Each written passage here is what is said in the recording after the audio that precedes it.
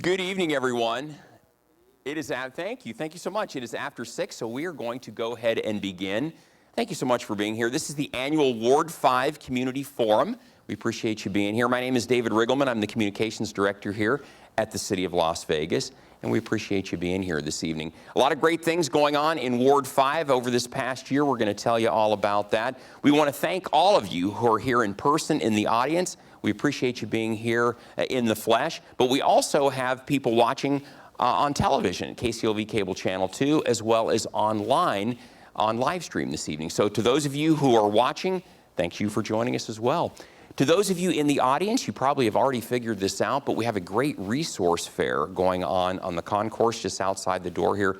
A lot of great information. So if you haven't had a chance to take advantage of that, please do so before you leave. We'd really appreciate that as well.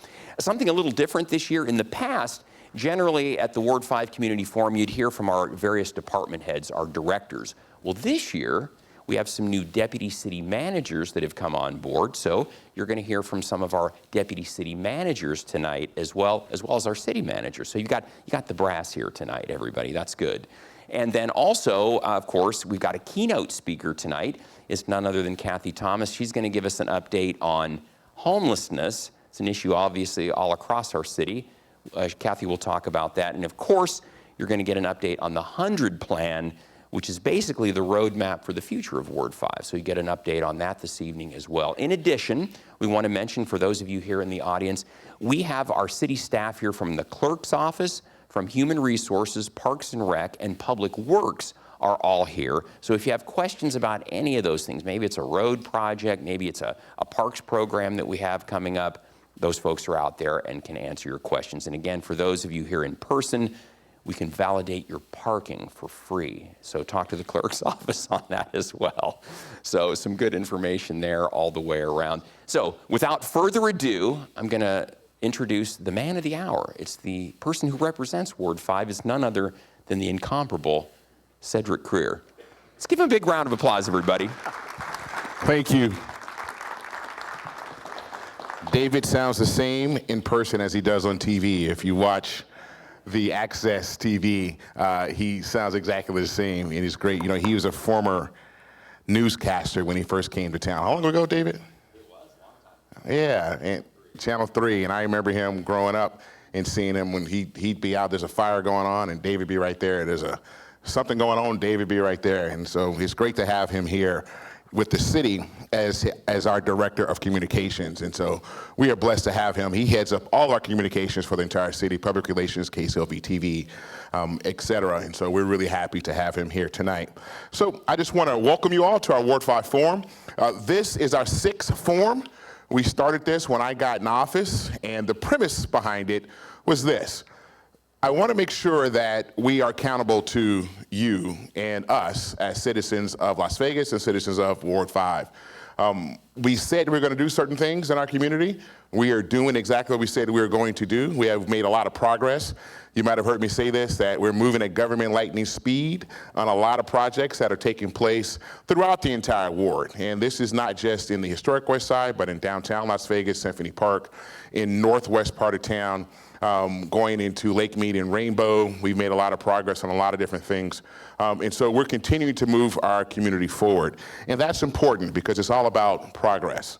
For many years, our community hasn't seen a lot of progress, unfortunately. It's been very stagnant. And I can say that as a person that was born and raised here in this community, a person that grew up here, used to get my hair cut on Jackson Avenue. And many of you heard me tell that story. We used to go to Jackson. That was our spot. And I was baptized at Zion Methodist Church over on Revere. And so I've seen the community evolve. For a long period of time, there was not a lot of evolution, but I can tell you right now, there's a lot going on. And you're going to hear about all those things that we've been working on, and hopefully you all will be engaged. You'll see when I say engaged that if there's something you're thinking about doing, this is the time to do it in our community. Hopefully you don't just come just to hear and go about your business. Hopefully you would come and say, man, look at all those things that is going on in Ward 5. I want to be a part of that. How can I get engaged? And that's the part of it too, is that we've got engagement with a lot of people. Our Ward 5 strategic priorities, you know, they interchange since the first day I got in office. It was workforce development. We got to get our community ready, trained, prepared to go to work. That's 1A. We also have homelessness and mental health issues in our community. That's 1B. And then the redevelopment of the historic West Side is 1C. And every single day that interchanges. And you might have heard me say that there's no 2, because we're focused. We're focused on getting our community ready, trained, prepared to go to work. We're focused on keeping our community safe. We work with 3 area commands in Ward 5, Bolden Area Command, Northwest Area Command, and Downtown Area Command. You're going to hear from some of our captains from there. But all of it ties in together. We strategically are working to move our community forward. We do not do things haphazardly. I always say this many times in government, they're great at doing one-outs. So they say, well, let's build this Chambers, and then we'll build it, and then they go, well, what should we do now? Well, maybe we should build a city hall around the Chambers. And so we master plan, we're strategic. Nothing takes place without us going back to our strategic initiative, and if it fits, then we should do it. If it doesn't fit, then that answers the question, and we will not do it. Every single department that you're going to hear from tonight is on the same page with what's going on in Ward 5. When I got in office, that was not the case. I called the director of planning and I said, hey, let me see the 100 plan. And he says, well, it's around here someplace. Let me see if I could find it. Now, if you go to each department, I don't care any department you go to, you can ask any of these department heads. They will tell you off the cuff. They don't have to go back. They don't have to go get their notes. They don't have to go back and check what's going on. The director of Parks and Recreation knows what's going on and what he's doing in Ward 5. The director of Operation Maintenance knows what's going on. Our director of Neighborhood Services knows what's going on. Our director of EUD, Economic Urban Development, knows what they're doing in Ward 5. Our city manager, our new city manager, who you'll hear from, Mike Jensen, is definitely engaged in where we are in Ward 5. So many projects that are taking place under his watch as he came out through the Department of Public Works. And so we've got a couple $100 million worth of infrastructure that's taking place. And now that is fallen on the hands of Ms. Joy Paskey, and we're really excited about that. But everybody knows what's going on. And I took a year to get everybody on the same page, right? And that's important that everyone is on the same page within this building. My job, a lot of it now, is to ensure that we're staying on schedule, ensure that we are working off of our strategic initiative, and to keep the foot on the pedal that we continue to move forward. We could have let COVID stop us on a lot of different initiatives that we had. We took a deliberate effort to say we're not going to let COVID stop us from moving our community forward. And we've done just that. We have bridged through COVID. We have bridged, we're coming back out of it. And a lot of the projects we were working on pre-COVID are now coming into fruition post-COVID. And so that is just some of the things that we're working on. You're gonna hear about a lot of stuff going on. I would be remiss if I didn't thank our team who have been working so diligently to make this happen. You have to realize this really is a year's work in progress. This doesn't happen like last week, let's put together a community forum. And I have to thank my Ward 5 team, Tanya Jackson-Renter, who is here. Where's Tanya? Give a big round of applause for Tanya, please. Harry Williams, who also works in my office. Big round of applause for Harry, please. And then Kelly Woods. We need to give her a roaring applause, because everybody on the team has different responsibilities within our office. So some might be in charge of neighborhood services, some might be in charge of planning, some might be in charge of parks and recreation, and Kelly is our point person when it comes to the forum. And she literally works her butt off trying to make sure that this is successful and ensures that we have the right information, that we have everything we need to make this a positive thing. So thank you all very much to my team. I know we have Assemblywoman Chandra Summers Armstrong here. Where are you? Thank you for being here. We have Assemblyman C.H. Miller here. Great to be here. I'm not sure if there's any other elected officials here. We have a former elected official, Sabra, who is now elected official. You'll hear about her later. She's got a new role as our deputy city manager. And so I'm going to turn this over to my friend, someone who was just recently moved into this position of the city manager for the city of Las Vegas. This gentleman comes from the public works area. He has been with the city for 27 years, right? You thought I forgot that, huh? 27 years, and he has a wealth of experience. And so we are so happy to have him in this position. We are happy to have you here tonight, and there's our new city manager, Mr. Mike Jensen. Thanks, brother. Good evening, folks. I'll tell you, I feel so lucky to have found my way to the city of Las Vegas 27 years ago. And I will tell you with complete certainty, when I came to the city, I never even imagined I'd be in this position that I am today. You just don't think of these things when you start your career as an entry-level employee.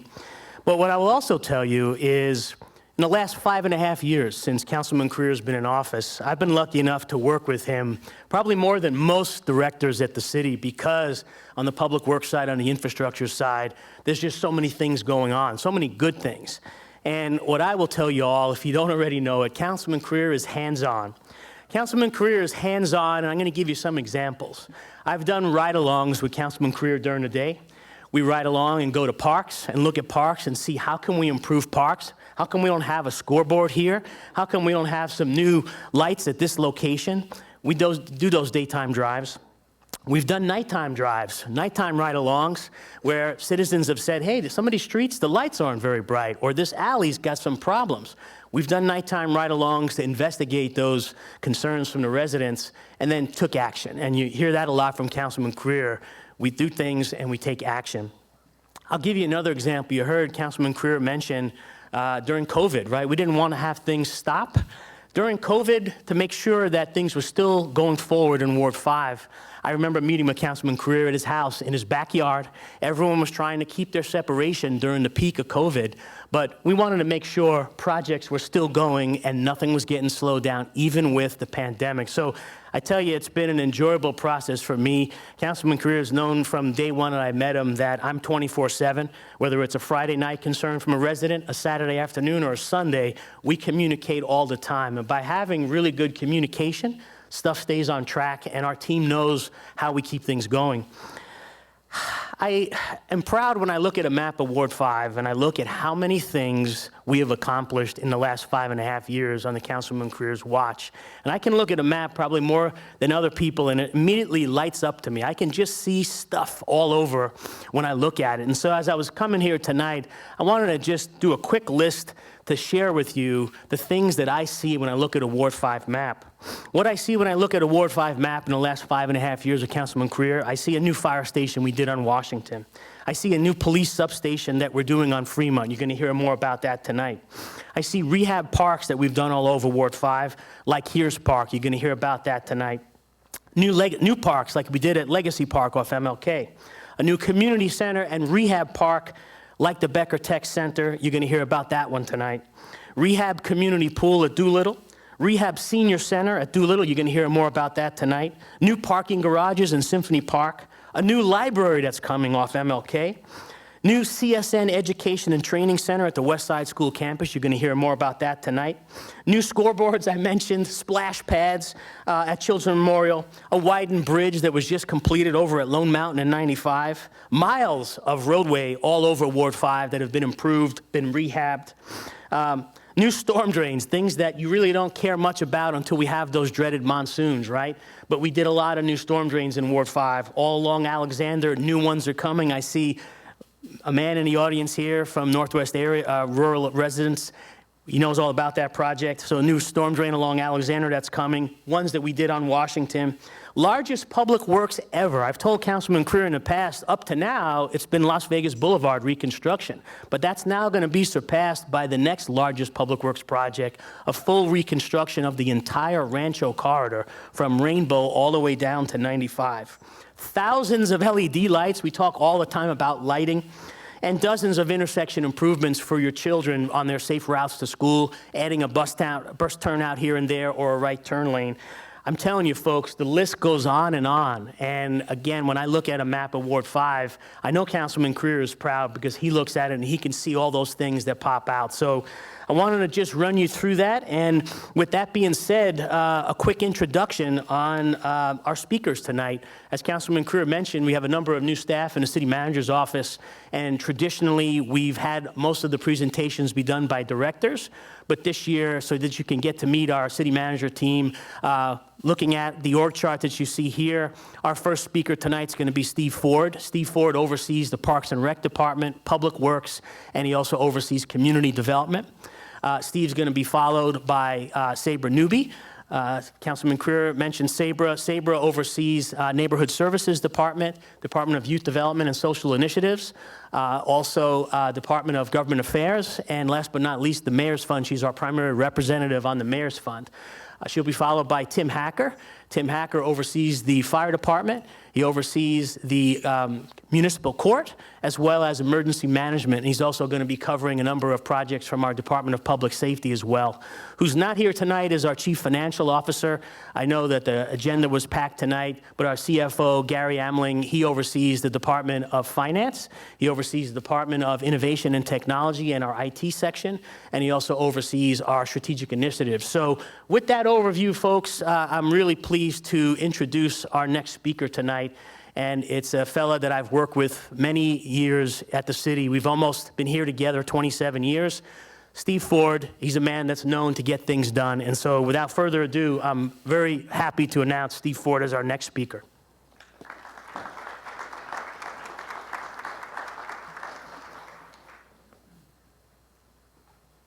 Thanks, Mike. I think I've got Mike beat by 1 month here working at the city, maybe 2, month or 2. So again, my name is Steve Ford. I'm the one of the new deputy city managers. Been in the role for about a month and a half, but I've been with the city for coming up on 28 years.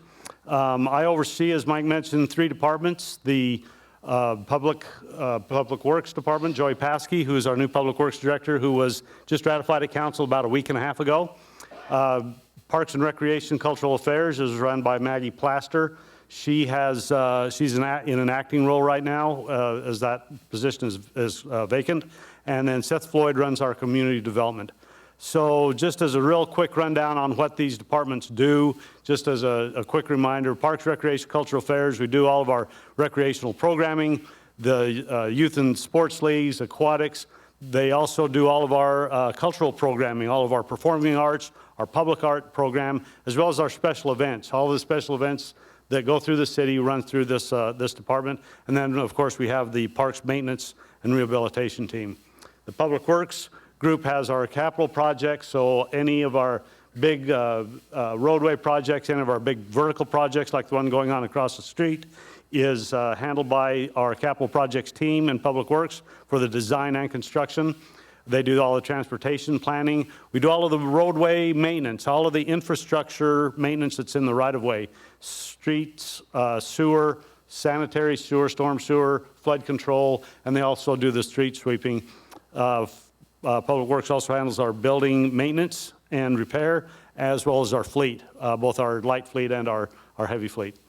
Community development is the group that does planning and zoning, building permits, building inspections. They also do our business licensing as well as code enforcement. So between those 3 departments, there's almost 1,500 people in that. They're basically 3 super departments that have merged over the last couple of years.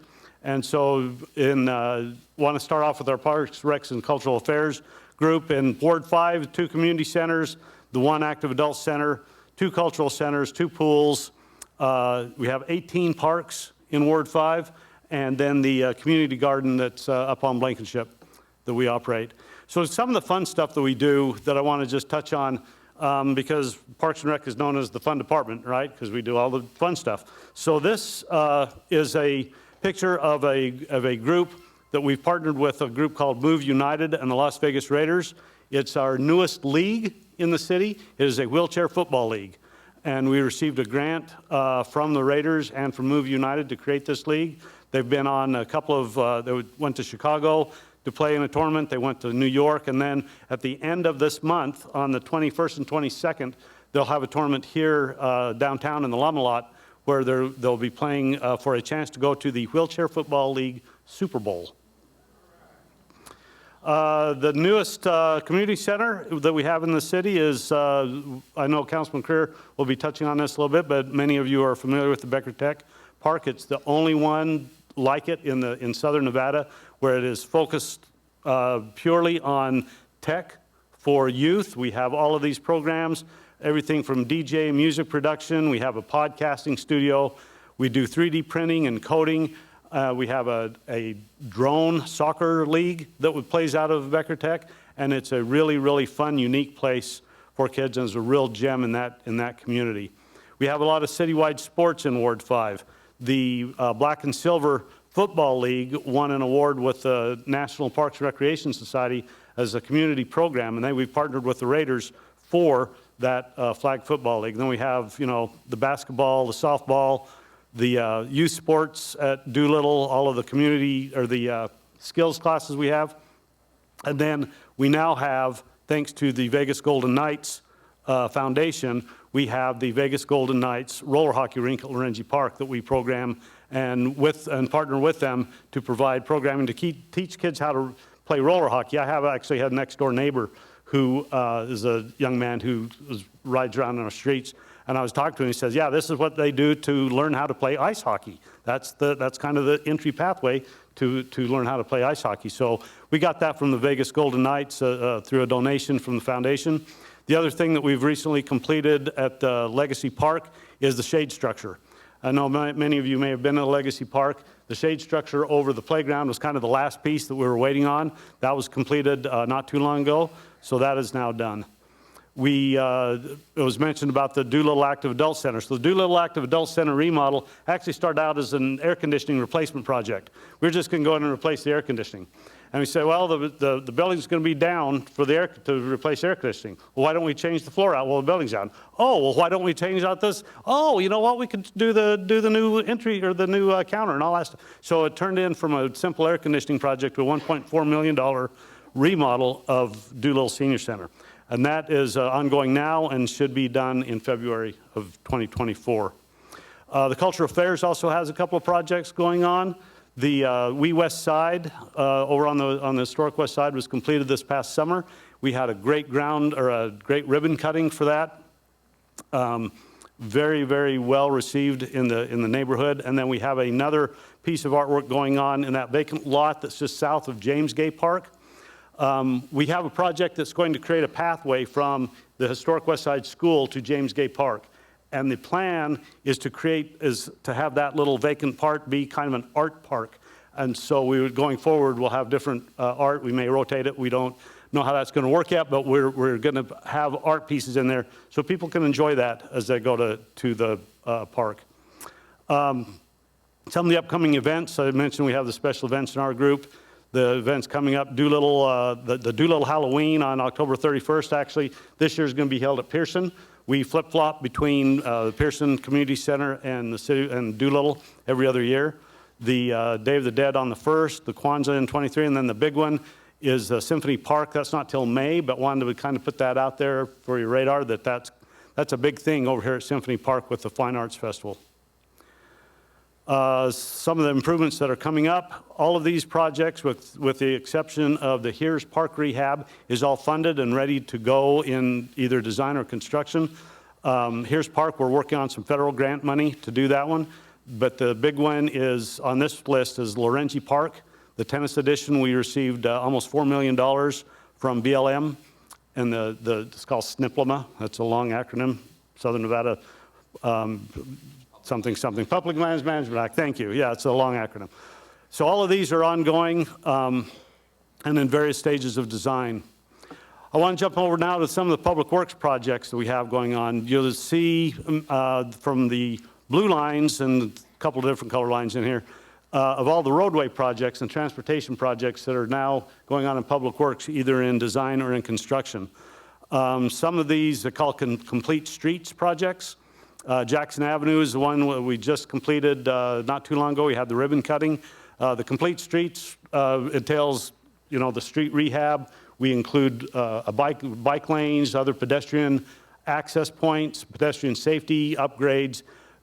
Jackson had the great streetlights. I think Councilman made a comment about our streetlights we have on Jackson. The next one coming up is F Street from Bonanza North. That one's in a pre-design mode, but that one's coming. And then Mike mentioned briefly the Rancho Drive project. It will be the largest federally funded transportation project in the city of Las Vegas history, with $110 million secured for the 6.5-mile project. It's currently in the NEPA process. Since it's federal money, it has to go through the environmental process to go through all of that before it gets to it. We're hoping to get that started in a year or two. The next big one we have is the Lake Mead Drive between Losee and Simmons. This is also one of those complete streets where it's going to be the entryway or the gateway from I-15 into the west side with landscape medians, traffic signal upgrades, pedestrian safety crossings, sidewalk widening, and then we're doing some utility underground rehabilitations as well. And that one is going to start construction sometime first or second quarter of 2024. So that's just not too far away. From the roadway projects, we'll go to talk about a couple of vertical projects that we have going on. This one is one that was completed this last year, the Health and Wellness Center on Main Street, which next to the courtyard, that provides primary medical care, medical management, adult immunizations, and mental and behavioral health services. And so that's the one on Main. And then we have one that's in design that will be on Jackson Avenue that will provide many of the same services as the one on Main Street, with the addition of a couple of other things like prenatal care and counseling services. The West Side Education and Training Center, Mike made mention of this a little bit. It's a 15,000 square foot training center that is just, will be north of the historic West Side School. It will have a vocational classrooms, manufacturing, construction, a welding laboratory, a healthcare laboratory, some conference rooms, and this is a project that's we've partnered with the College of Southern Nevada to provide all of that training and that care, and that was also funded through a federal grant. The Hears Park rehab, if you live in this particular area around Hears Park, you may have taken part in a survey of what was kind of wanted by the neighborhood. As I mentioned, we're working with to get a federal grant to complete the construction on this, and if everything aligns, well, that will happen in about 2025. Then we have some what we call aspirational projects or some stretch goals. This is the Doolittle Master Plan that at the urging of Councilman Creer, we looked at how we could reimagine and revisualize the Doolittle campus. So that includes a new community center, the art center, the library, which I'll talk about in just a second, of a parking garage, because one of the issues we have at Doolittle is lack of parking. So we may have a parking garage there.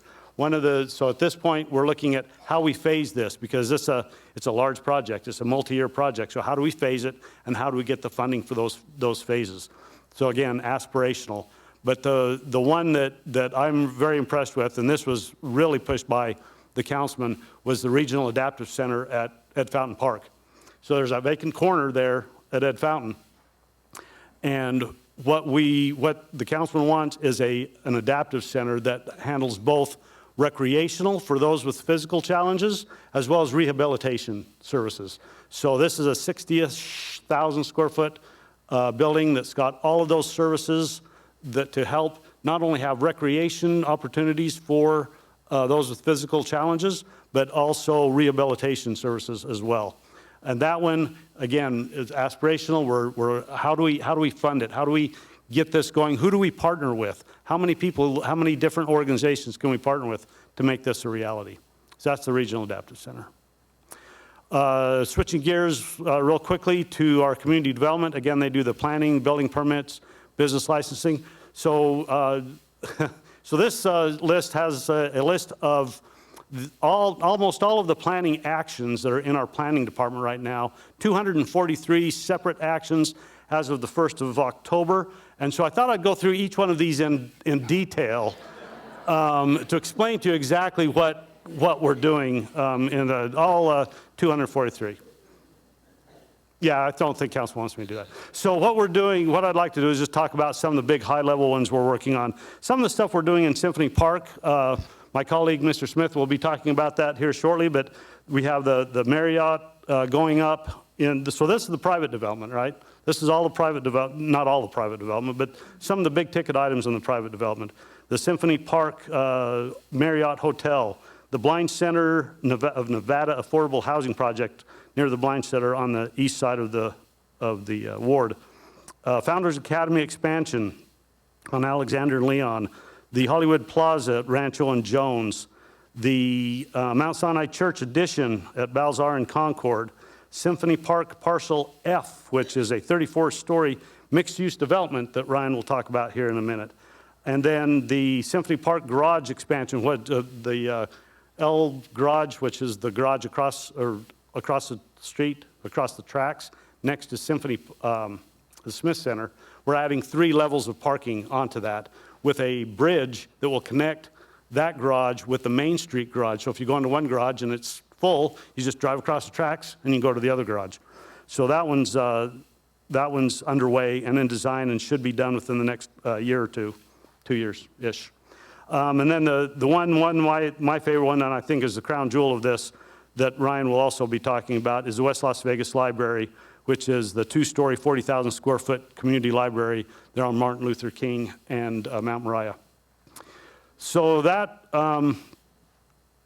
there we go. So that concludes my presentation. I'll be around after the meeting if you have any questions.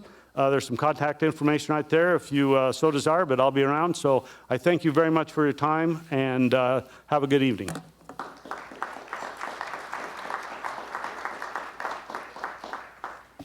Thank you, Mr. Ford. As you can see, he oversees a lot of different departments, and he does an amazing job in doing that. We have a lot going on in his world. We keep him busy. That's another part of my job, is to ensure that they have a lot of job security, so they are not sitting around doing nothing. There's always something going on. Just want to introduce a few more people who are here. I see Mrs. Tolan. Mrs. Tolan, thank you very much for being here today, one of our matriarchs of our community. My neighbor from, yes, please, give it up to Ms. Tolan. Got named a school after Ms. Tolan recently. And she is a definite icon, one of our illustrious members inside of our historic Westside Legacy Park. Lewis Jordan here. Thank you, Mr. Jordan, for being here for Southern Nevada Regional Housing Authority. It's great to see you. Former Assemblyman Gene Collins, my other neighbor. Assemblyman Collins, great to see you, my friend. Never shy about expressing his opinion. Lawrence Rutherford, who is here as well from Senator Kathleen Cortez Masto's office. Commissioner McCurdy and I had a great meeting just yesterday with the senator, and I tell you, she is extremely engaged in what we have going on in the community. Commissioner McCurdy and I have been working hand to hand to make a lot of projects that we have going moving forward. He is a great partner with the city of Las Vegas, and hopefully he'll say the same thing about me, because we are doing a lot of different stuff. But the senator is definitely engaged in what we have going on in our community. Sometimes on our federal delegation, you do not always see those who are kind of removed. And our congressional delegation, we have very, very, very strong relationships with. You know, Congressman Horsford has helped us out to get a $3 million Street Creek program that we have going on around the community. We have a lot of grants, connectivity grants we've gotten from the EDA with John Edmonds, $6.9 million EDA grant for our Workforce Development Center, which is fantastic. Dina Titus has been great, and also Congresswoman Susie Lee has also been very engaged, and Senator Jackie Rosen. So just so you know that we are very much in touch with them. We have to be, because we receive a lot of grants. We receive a lot of, whether it's community development block grants, CDB dollars, CDBG dollars that we're using, and we need our support of our congressional delegation. I was just in DC, met with all of our congressional delegations and told them about the work that we're doing. We also met with the Department of Transportation, Department of Interior, Education, and others to talk about the work that we're doing. And I can tell you that they were very, very all impressed with the progress we're making. And they love the fact that we have a plan about where we're going, and they can buy into the plan. So we're very, very happy for that. Chef Jeff, where's my man, Chef Jeff? You here? Chef Jeff, what's up? Right, I see you snuck in behind me. Chef Jeff of the Chef Jeff Project is doing amazing things. We're literally partnering with him at the West Side School, which is celebrating its 100th anniversary. It's the oldest school in the history of our city. We just had an amazing celebration there. It was great. Thank you to the city team. Thank you to former city councilman Brendan Williams, who heads up the West Side School Foundation, as well as a former student. We're doing a project with Chef Jeff, which is great. I see my friend who's in the back. She's trying to hide back there, but she can't hide because anytime I see her, then I have to call her out because she is a wonderful partner with the city of Las Vegas as a whole, and especially within the Ward 5 corridor. They are our largest employer, actually, in Ward 5. We are so happy that they are there. They are our partner in our Strong Future Technology Center, where we're training our kids on the STEM fields, as well as our active adults. So we're training them on our STEM fields, getting them ready for those entry-level, high-paying jobs that are going to change their life, as you heard me say, change their family's life, and ultimately change our community's life. And that's Ms. Janet Uthman. Janet, thank you. Stand up, Janet. Everybody. And also, she is the vice president in charge of all the Cox here in Southern Nevada. So she's got a huge, huge, huge job. And we are just so happy to have you in our community. As always, thank you for continuing to make us proud. I have some board commissioners that are here, right? I see our park commissioner, Mr. McCurdy. Mr. McCurdy, you want to stand up for a second? Where's Lena? Anybody else on our board? Lena? Our community development. Thank you all for answering the call of service. We appreciate you, and we want to ensure that we get good board members that are from the community that can represent us well in our community. There's a number of people here. We're working with Heather Harmon, and we're working with folk with the foundation to bring in potentially a new art museum in our community. Poonam Mathur, who is here with us. Hello, Poonam, headed up of the Elaine Wynn Foundation. We got some people in the house tonight that come out for this, right? We've come a long ways, which is so great to see. Thank you all for coming out. Thank you all for tuning in. You have no idea we put this hard work to make this happen, and you all show up, and you actually care. I always say that, no great movement in the history of our country has ever come from government. If you're waiting for the government to come back and wait for them, you're waiting a long time, right? It's the community. It's you all, it's us that makes a difference in our community. No great change in the history of our community has ever come from the government. It's rooted within the people. LGBTQ reform, civil rights reform, immigration reform, you name it, has been rooted within the people, and the people are the ones that effectuate the change. We're just in a position to carry out the voice of the people, and that's exactly what we're doing. And so I'm going to turn this over again to my friend who is our Deputy City Manager of Public Safety. He's going to talk a little about the work that we're doing and to continue to keep our community safe, and that is Mr. Tim Hacker. Thanks for being here, man. All right, good afternoon, good evening. I guess we're working in the evening, aren't we? It is nice to see some very familiar faces here, and we appreciate you coming out, and it's always nice that you have such an active and engaged council member, and he definitely invigorates staff on a daily, weekly, monthly basis.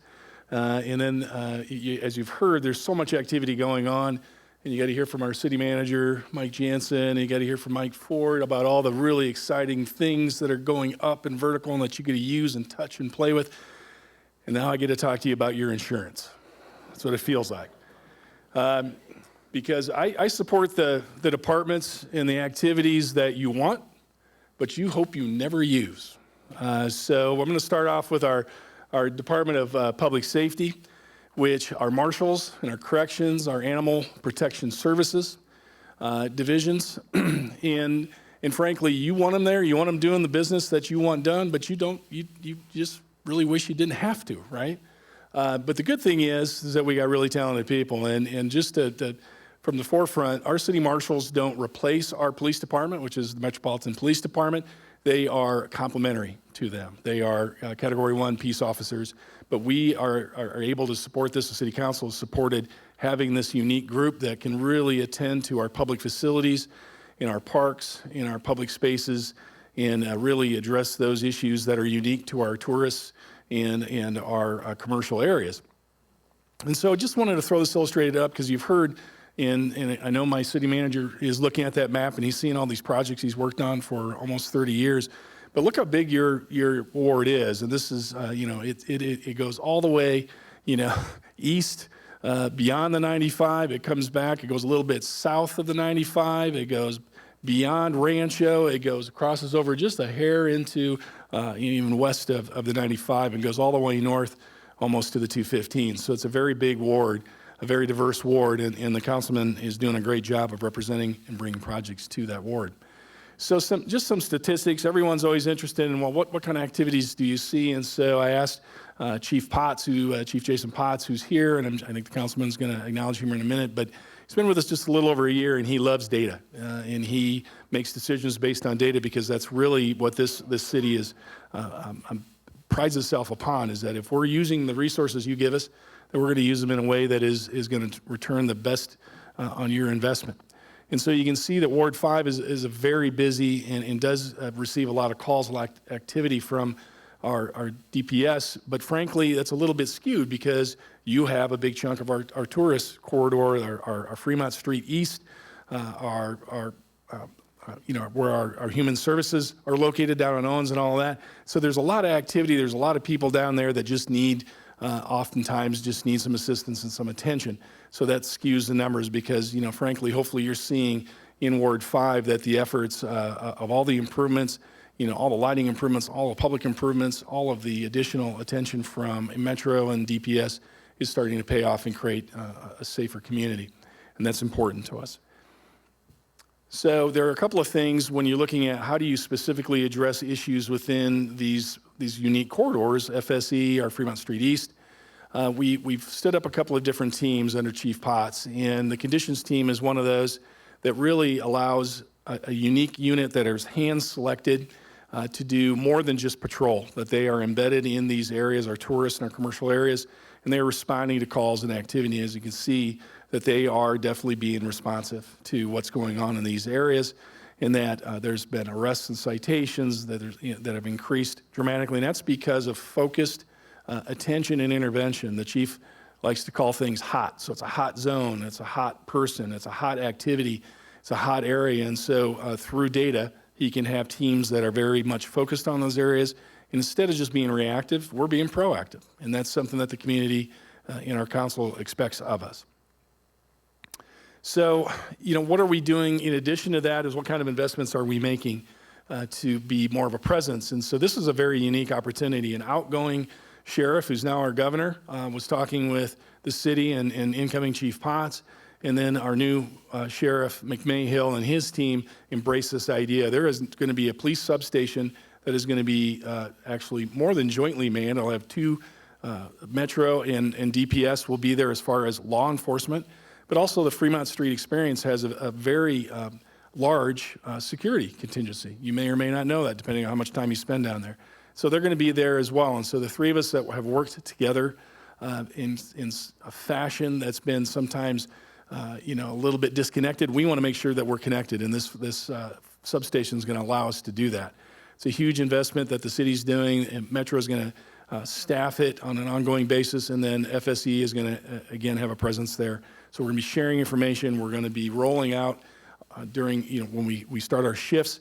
And so we can talk about what issues we've noticed, what we anticipate, what we expect, again, being very proactive. In addition to that, technology is really important, not only to Councilman Carrera, but to the city management team and our leadership in general. And so Lorenzi Park, outside of Lorenzi Park, we have what's known as the Flock camera system. First, installation of that system, and what it allows us to do, it reads license plates, and so if somebody has a stolen vehicle, it'll pop. If there's a vehicle that's being looked for by law enforcement, it'll be noticed, and people will be dispatched to go to that. And that's really kind of the trend, is getting cameras in parks, using software to identify if there's something or an activity that shouldn't be going on, because then that will alert somebody in dispatch, and dispatch then can send the appropriate resource after they've looked at it as well. And so that's, again, being very precise in how we use our resources. So talking with Chief Potts this afternoon, he reminded me we have drones. Metro has drones. A lot of departments are getting into that, and that allows for a low-level air surveillance that when there is an activity, a large event, how many of you have seen, the softball tournaments that happen at Lorenzi, the tennis tournaments that happen around the community, football, soccer, and all of that? Now we can use drones to help survey and look for things that seem odd or uncommon, and then send resources to address those as well. So looking at that. We also have a flex team in addition to the conditions team, and the flex team is, again, very specific in looking at areas and concerns within our tourists, in our commercial corridors. You've heard, we've also used the MORE teams, which Kathy will be talking more about, because that's really law enforcement partnering with social services and allowing social service providers to go directly to those, meet people that have needs where they are. And so Kathy will tell more about that. But the MORE team is really getting services out there, and when people, if they aren't taking them and they are still creating somewhat of a nuisance in the community, that the conditions team is going to be there. And again, encourage and urge and help them get to services that they definitely need. We also work with the Animal Foundation as our shelter partner, and we do that jointly with Clark County and City of North Las Vegas. It's just important to mention, that through the pandemic and through some other challenges, that animal and sheltering throughout the United States, not just here in Las Vegas, has been definitely challenging. And so we're stepping up and trying to meet that challenge and work with that partner that's been with us for several decades and will continue to do a good job going forward. So let's turn the page to our fire and rescue. Again, you like knowing they're there. You hope that they never have to come to your home. But if they do, we've got a great department. And so in talking with the chief is, what do we want to highlight? Well, when those folks roll out of the department and come to your home, you want them to be physically and mentally and emotionally fit and ready to do the job. And so a lot of the focus is this coming few years is really aimed at helping our employees, achieve that level of fitness, and so that they are better at doing their jobs and more responsive. We also want to make sure that we are reaching out to the community and engaging in the community and finding out what they need. We talk about new fire stations, and we staff those, and we have a study right now ongoing that's looking at, are we really have our stations where they need to be? Are we equipping them with the types of units that are needed in that community? And so that's something that we're doing as well. We're looking at enhancing our communications. The City of Las Vegas works with the Clark County Fire in North Las Vegas, and we do all the dispatching for all three. We have what's called automatic aid. And so sometimes, depending on where you live, I live in the far north part of this community, unfortunately, outside of Ward 5, but close. And oftentimes I'll see a North Las Vegas unit before I'll see one of our units. That's auto aid, and that benefits us because the closest unit with the appropriate staffing is being dispatched, and that's worked in this community for a long time. Of course, the city and this department is embracing inclusivity, and the department is reaching out to our communities, our communities in economically distressed or communities of color and that have not maybe felt welcome in the service, and making sure that they understand that anyone who wants to go into public safety service, the fire service, emergency medicine, will have a pathway to do that. And Chief Gray is definitely working on that with his team. So at a glance, though, when we were looking at what's going on in Ward 5, well, you can see very busy.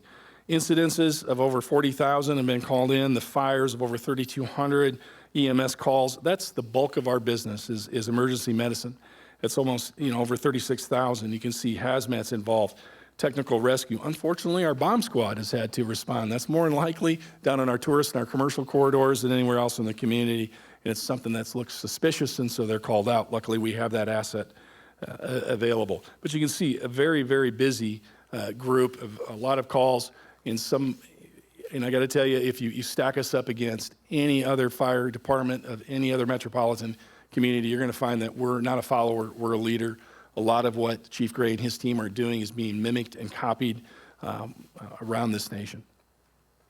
Fire prevention is a big part of that, making sure that they're out in the community, helping individuals assess, the safety of their homes. I mean, it can be as minor as helping people get access to free smoke detectors and changing those out, making sure they understand that. We have a new smoke trailer, so we want to be engaged with our youth and making sure they understand if there's a fire or an incident, what to do. how to use 911 to get the resources to, their parents or their grandparents if they're the only ones, that are able to call. And so that's really important. So, and they also do the inspections and are part of our development review team and make sure that we have safe developments and that when a person buys a home, lives in a home, that they have some sense that that home has been reviewed and approved by appropriate professionals.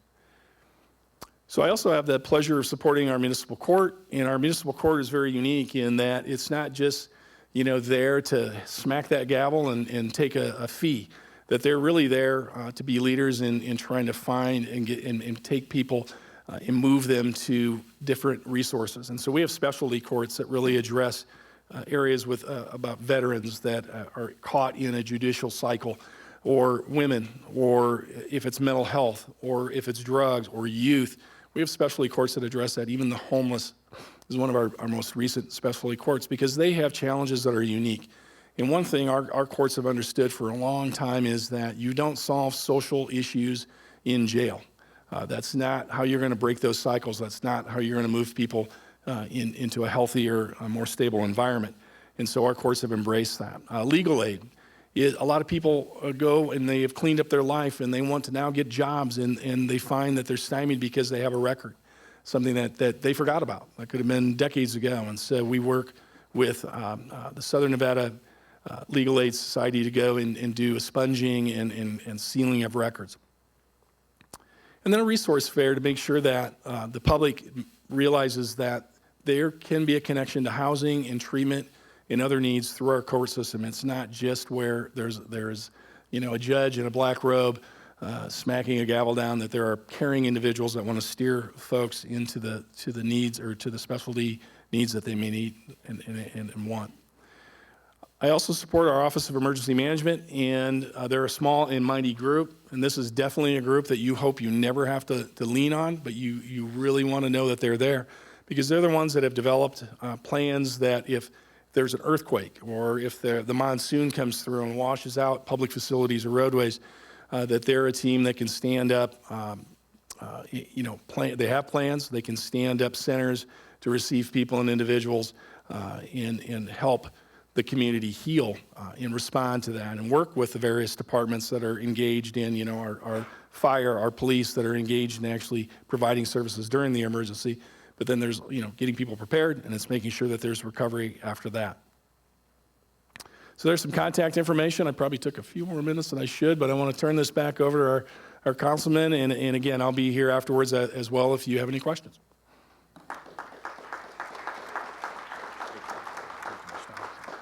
Thank you, Tim. I bet you guys didn't think we had all this stuff going on in the city of Las Vegas, huh?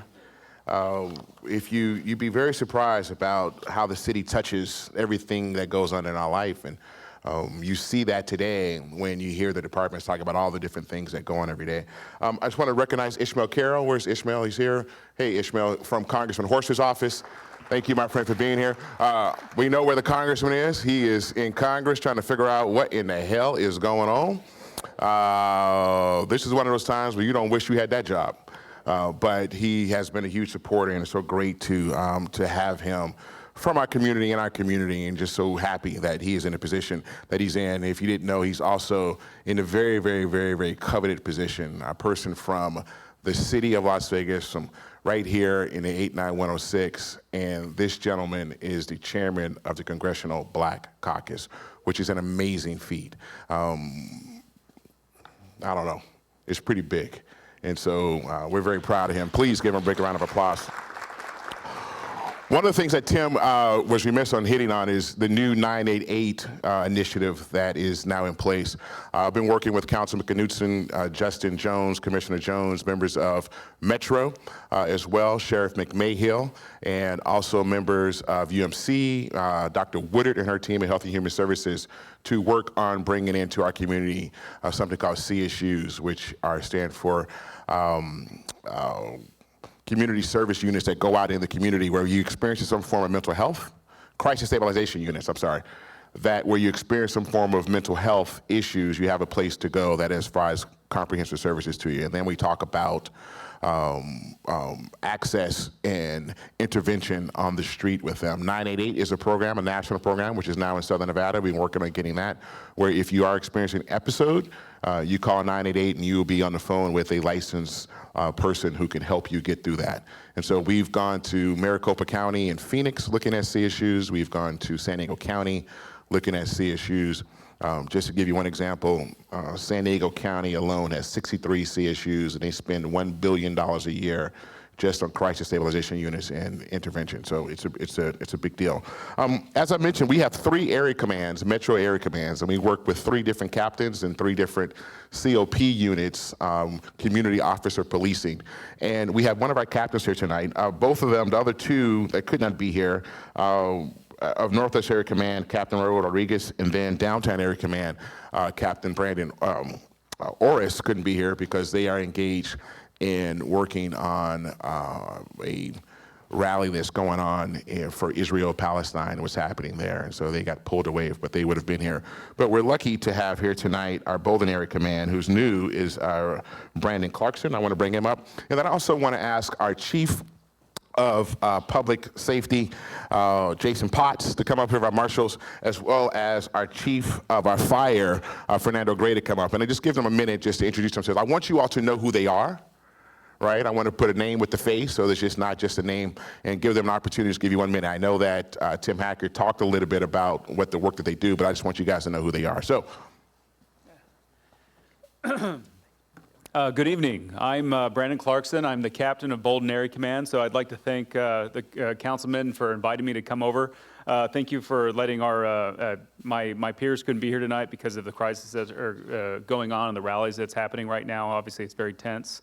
But I thank you for the opportunity to come here and talk to you. So I'd like to introduce myself as your new captain. I've been a captain for about 2 years now. Just started Bolden Area Command 3 months ago. And I got to tell you, it's been one of the most rewarding experiences that I've had. I was a sergeant previously at the Office of Community Engagement prior to this, and some other jobs as well, so I got to work with different communities. But coming here and really being mentored by the community has been the biggest thing for me. Early on when I started over here, I got a chance to do kind of a tour of the west side. So I'm born and raised in Las Vegas. I grew up on the east side of town, went to El Dorado High School, and L-Dog. So, and I say that because if you've been to Shepherd's Breakfast, we'll ask you, hey, who's from Las Vegas here? And I get to say, hey, born and raised, and I went to El Dorado, and we go around the room and we say, hey, what high school did you go to? I'm like, okay, Bonanza, Preppy, or Green Valley, Preppy, and Western. All right, you got some street cred with me because I went to El Dorado. So, But I say that because I got to, get mentored and see this. And one of the first places I got to visit was the West Las Vegas Art Center. If you've never been, just an amazing place, amazing things that are going over there. And I got invited to see their end of the summer production. And if you got to see it, it was super powerful. I had no idea what was going in. So I did a youth summit across the street at Nevada Partners talking about some of the youth issues in Las Vegas.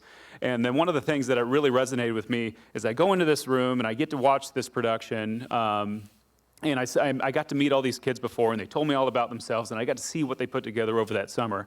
And there, I'm telling the story. I see you. So, but one of the things that really resonated with me is that there was the production. There was a youth that was having a hard time, and it took a village really to bring it together. And that's what I've noticed with the community so far is that the things and the issues that we have, anytime that we have an issue in law enforcement or a community issue, somebody in crisis, we can we pick up the phone, we call up our community partners, and Councilman Career has been great too, and as well as the community partners in here, and it really resonated with me. And I don't want to take too much time because I will absolutely talk forever, and I need to save time for my peers here. But one thing in Bolden Area Command that I'm super proud of right now is that we're down 30% in robberies. Where the sheriff's vision is 10%. Thank you. And the sheriff's vision is that 10% overall reduction of crime, and we're also down in violent crime in general as well. So that's good. We're unfortunately up in auto thefts, which if you have a Hyundai and Kia, I'm going to tell you right now, friends, family, go to the dealership, get it, get the new. They'll reprogram it because there's a huge auto theft issue going on. So You know what? I took a note real quick just so I don't get off dispatch here. Okay, so there's been a lot of issues that have been covered too with like dispatch. We're training more people, we're recruiting more people to come and dispatch. A 311 call or a 911 call should never have to wait. You call the police and you should get a response, and that the sheriff is dedicated and working on that as well. And you know, we talked about the health and wellness for firefighters. You know, that's the priority for our sheriff as well, because, you know, if you read the 21st Century Task Force report that Obama helped make, he says, hurt people. Well, hurt cops hurt people. So we want to make sure that health and wellness and people in the right state of mind and doing good jobs, and that's partnership with the community as well. So I'll wrap it up with this, is that, you know, when we come to these issues in, you know, whether it's downtown area command, northwest area command, department-wide, or especially Bolden area command, is that there's never been a moment where if I needed something, or I'm like, hey, I'm stumped, I need help from the community, because we can't arrest our way out of these problems. It's definitely a community issue. And I take you back to the story I told you about the West Las Vegas Art Center, is that there's nothing more that resonates with me when we talk about solving problems, and it takes a village. And that's what I love about Las Vegas. I'm born and raised here. It's in my DNA, forged in it. And, you know, I'm so proud of in crisis and when we're hurting, we always come together every time. Every time. So I know with this crisis going on right now, Las Vegas will persevere through this, and we'll come together as a community, because we always do. So thank you. Good evening. I hope everyone will bear with me for just a second. And again, I know the clock is on. If you don't mind, if you're able, could you stand for just a second? I am going to put everybody to work. One of the things that I have a tradition before I ever speak, I like to recognize the men and women of our department. They do a fantastic job of keeping our community safe. And right now, we roughly have 200 people out there that are providing service. So let's give them a hand clap. Thank you. You can be seated. Again, my name is Fernando Gray. I'm currently the fire chief for the city of Las Vegas. I've been with the department roughly about 14 months. Again, I thought Deputy City Manager Hacker did an outstanding job of representing all the services that we provide. One of the things I will say is, if you're not aware, this is actually Fire Prevention Week. I don't know if you remember last year around this time, we actually had a fire prevention celebration at Station 3, which is on Washington. I don't know if you remember, you read the proclamation. At the end of the day, again, I just kind of wanted to make sure that everyone knows that we do have services out there that are proactive, like free smoke alarm installations. So if you need a working smoke alarm, again, reach out to your fire department. We'll be more than happy to oblige you. Again, I'm pretty sure my time is up, so I'll go ahead and pass it on to Chief Potts. Chief Potts? Thank you. I'll keep my comments brief, but wow, what an honor to be here. My name is Jason Potts. I'm from California. I'm from Vallejo, California, where I grew up. So now I just got my wife saying Nevada instead of Nevada. I guess that's a dead giveaway that you're not from here. So a bit about me, coming from there, I had about 24 years in the business. We're really excited. What's different here in Nevada, I love this city. My family and I just really, really love it. And just the gifts of support that we have from Councilman Creer and our city management team is amazing. So I will share with you, we're really excited about the Fremont Street substation. You know, Deputy City Manager Hacker really hit on that. But what's really going to, I think, for us is that unified approach with Las Vegas Metropolitan Police Department. We have much more relationships with them.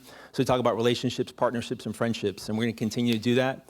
And, you know, one of the things that as the captain said, you can't arrest your way out of these issues. And, you know, I think everyone needs a piece of the pie. And the pie is a mnemonic that I use. It's prevention, intervention, and engagement. You know, intervention is fine, but prevention is better, and visibility. And this is going to give us an opportunity to be out there. We have a problem-oriented policing team that we're actually launching. It's looking at the underlying causes of crime. There's going to be 2 folks that are going to be assigned to the Fremont Street Experience Substation. We're excited about that. And then again, working with our folks in, you know, Operation SAFER, another acronym, I love my acronyms, which stands for Stronger Alliance for Enforcement and Relationships. And so we're going to continue to be much more precise and continue to really engage with the community, interrupt and disrupt on one hand, but engage with the community on the other hand. And the two are not mutually exclusive. We're going to continue to do that. So that's a bit about me, and I'm honored to be here. So thank you very much for allowing us to chat with you. Thank you. Thank you all. All right, man. Thank you. Thank you. Thanks, Captain. Thank you very much. Hey, Cap, do I get any street cred from going to Gorman?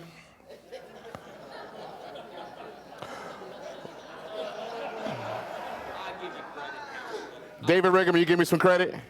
What if it's the old Gorman? Not the new Gorman, but the old Gorman. Come on, give me a little something, something. I want to introduce our next speaker, who is our Deputy City Manager, Sabre Smith-Newby. Sabre is the newest Deputy City Manager, and she is here to provide an overview of the government and community affairs. And she just recently came from serving in the state legislature, so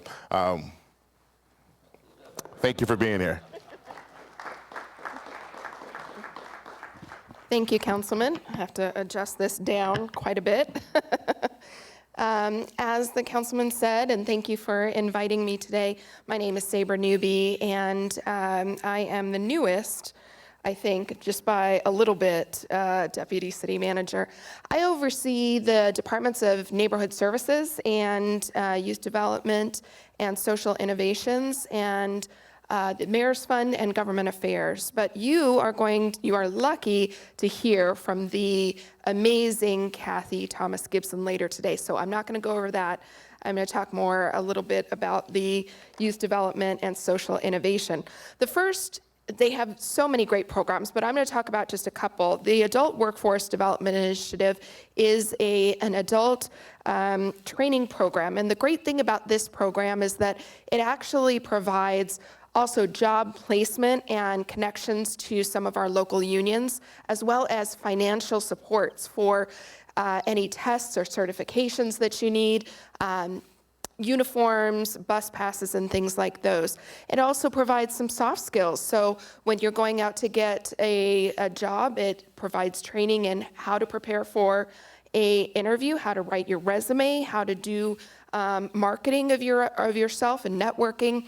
So far, over 700 residents have been served, including 60 young adults in cybersecurity, which, as you know, is a great and growing field with great income, and 40 adults additionally with various certifications in various areas. Another program that we're really proud about and is a great partnership with CSN is in dialysis training. And that is taking place at the historic West Side School. The training is free. It began in August 2022, and the average salary of someone who graduates from that training is around $40,000 a year, so it's a great program. Now onto the kiddos, we have the Reinvent Schools Las Vegas, and this is a really great program. It's in partnership with the AmeriCorps members, and they really provide some intensive work with our kiddos in our schools around chronic absenteeism, about literacy, physical activity, nutritional curriculum. There's actually Ward 5 has a number of those school sites. You can see those there: Detweiler, McWilliams, Booker, Kelly, Reed, and Wendell P. Williams elementary schools. So they have a number of projects and events coming up that you can see there, so watch out for those. And another huge offering from YDSI is SafeKey and the Reinvent before and after school programs. How many of you are parents who have used SafeKey before? How many of you are kiddos that have been in SafeKey before? Yay! Yes, I am also a parent who has used City of Las Vegas SafeKey. It's a great program. We have 12 schools in Ward 5, serving about 565 students, as you can see there. 81 of those students are in a great program that receives 100% financial assistance from the Urban League. And of those sites, those 12 sites, SafeKey is offered at no cost to two schools, Booker and Williams Elementary Schools. So that's great as well. And the Reinvent before and after school program is offered also at Detweiler and McWilliams. Those are great wraparound and extend the day with additional supports for kids kinds of programs. And the councilman talked about a Strong Future program a little bit. This is a program for young adults, ages 16 to 24. It really introduces them to some high-tech training, high-tech careers through work-based training, and they can go through these. And the new thing in education these days is these stackable credentials. They're like mini credentials, and you stack them. You get one, and then the other, and then the next. And before you know it, you really have a series of them that you can show an employer, and it's very valuable. As you can see, in Q3, we hosted 19 workshops with about a little over 300 hours of participant hours there. And for our littles, our littlest kids, our littlest babies, we have the Strong Start Academy, which many of you may be familiar with at Lorenzi. That's for the littlest of the littles, ages 3 to 5. And we're able to provide those services, full day and extended day education for them for about 160 of those kiddos. The families need to be at 120% or less of the federal poverty limit, and all those seats are fully subsidized or free to families that qualify. So it's a great program to watch out for. And now we move on to BOSS, which is one of those great programs. This is really centered on those small and emerging businesses that want to do business in the historic West Side or are currently doing business in the historic West Side. And it provides them with additional supports and mentoring to really step up and level up their business to the next level. Some of those supports include marketing, financial management, and so far we've had about 80 businesses take part in that and have been really successful.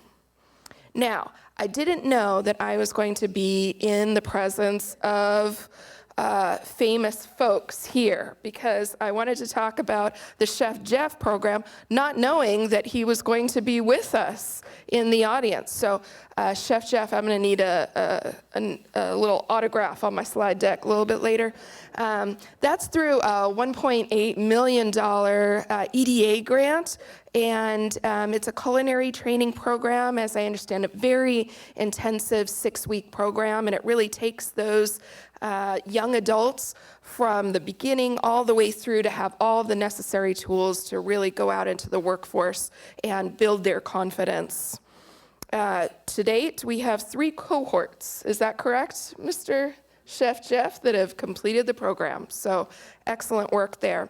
Here's a couple of other grants that we've been working on that we've implemented. The ACCED, which is really an internet connectivity program that we have done in partnership with CCSD and State of Nevada, as well as the City of Las Vegas. And my colleague, Mr. Ford, talked a little bit about what we call WETC, which is the West Side Education and Training Center in partnership also with CSN.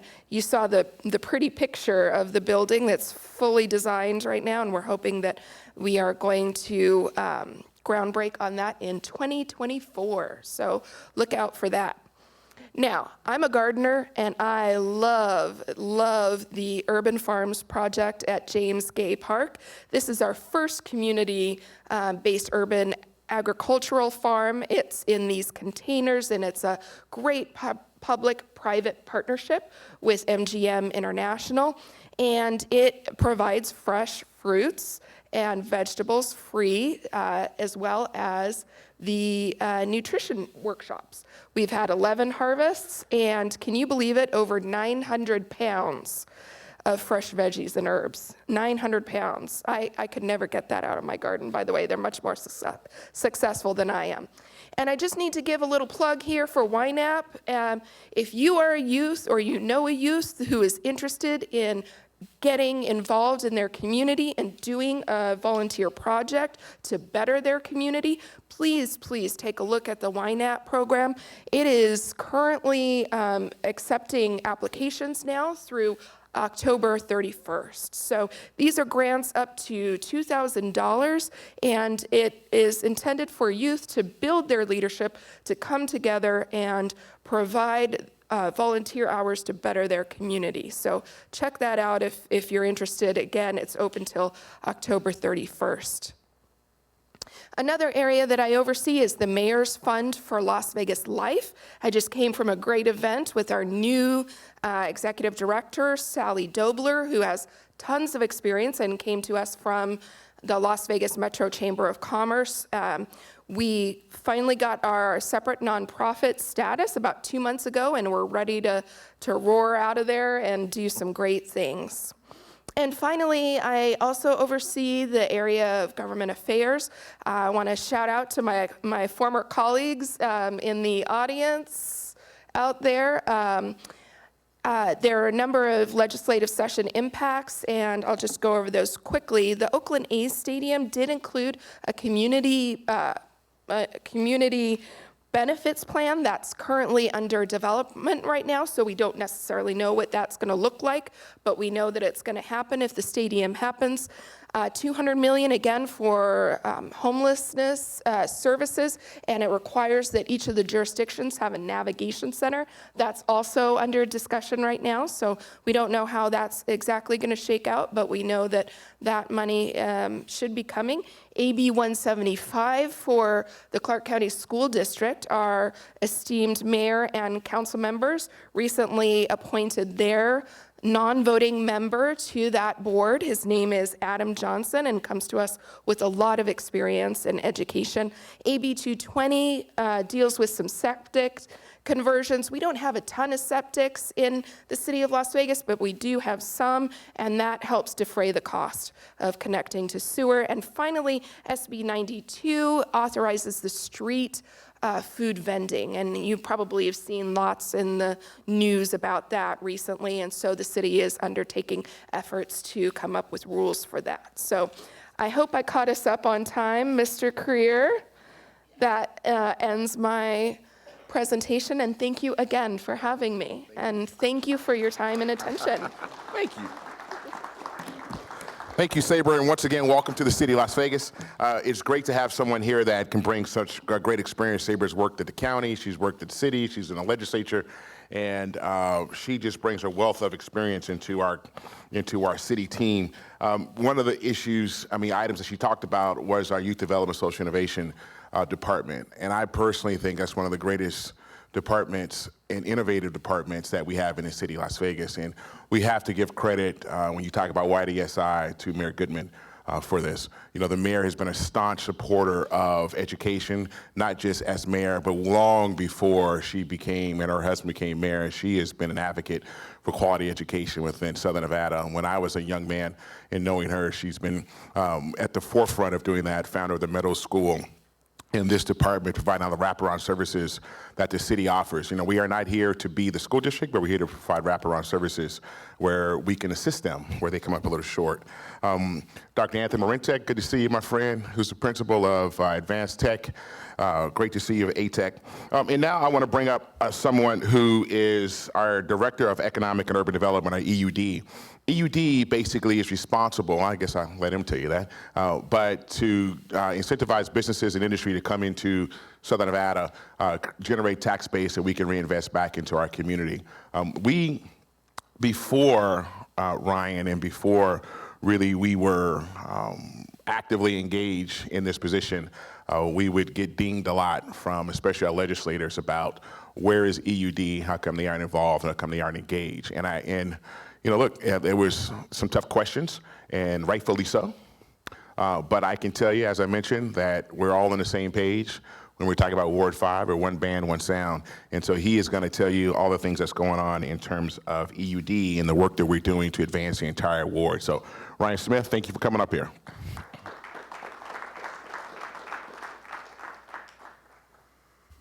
Good evening. Thank you, Councilman, for having me and letting me go over some really exciting projects and programs that EUD has specifically to Ward 5. I want to thank Steve Ford for showing the 234 projects that I'm about to go over in detail right now. I'm kidding. I'll just show you pictures of all of them. No, but seriously, we do have a lot going on in Ward 5. Really some great investments. I'm going to kick it off with Symphony Park. Just across the railroad tracks, which is in Ward 5. The councilman teased some projects, the city manager teased some projects, but I'm going to go ahead and give you some more details on some of these. So the first project has broken ground, actually. This is a mid-rise apartment complex that's been kicked off by the same developer who did the Oric multifamily project in Symphony Park. You'll see in the background a picture of this high-rise. It's a 22-story multifamily project. There's going to be commercial on the bottom. One interesting fact I didn't know about this project is this is actually the first apartment high-rise in all of Las Vegas, which is hard to believe.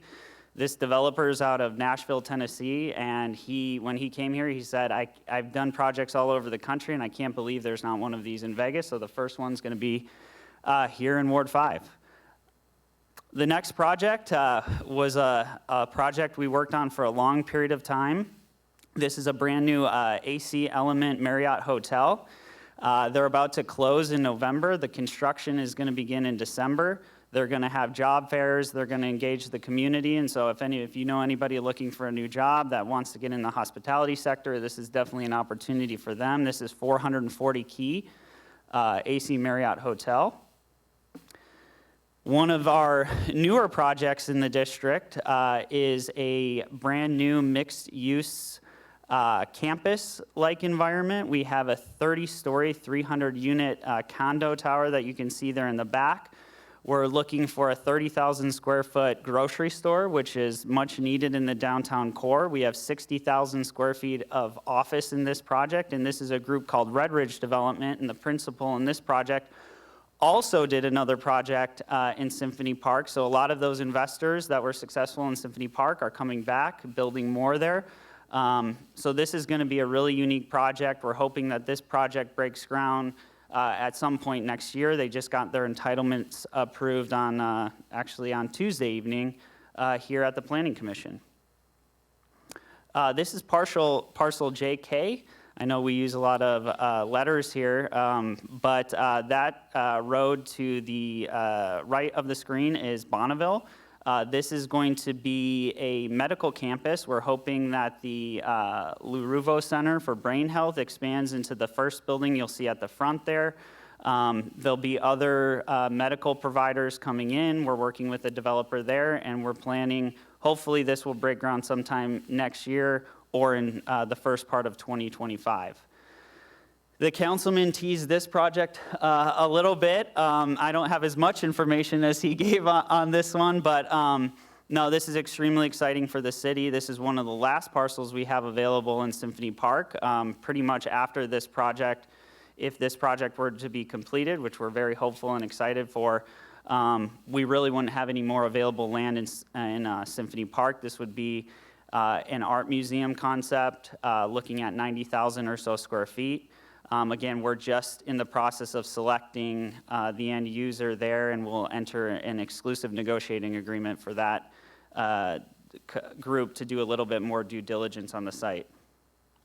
There's also some infrastructure projects. I know that Steve mentioned a couple of these during his presentation, but we're adding 3 stories to our parking garage. We need some more parking capacity, not just for Symphony Park, but also for the City Hall expansion. We're upgrading a pump house. We're also doing a couple pedestrian bridges. One of the important parts to a live, work, play environment, especially in the downtown, is connectivity. So we really wanted to connect what's happening over in Fremont area to Symphony Park. So pedestrians will be able to use that bridge to access both areas, which will go over the railroad tracks.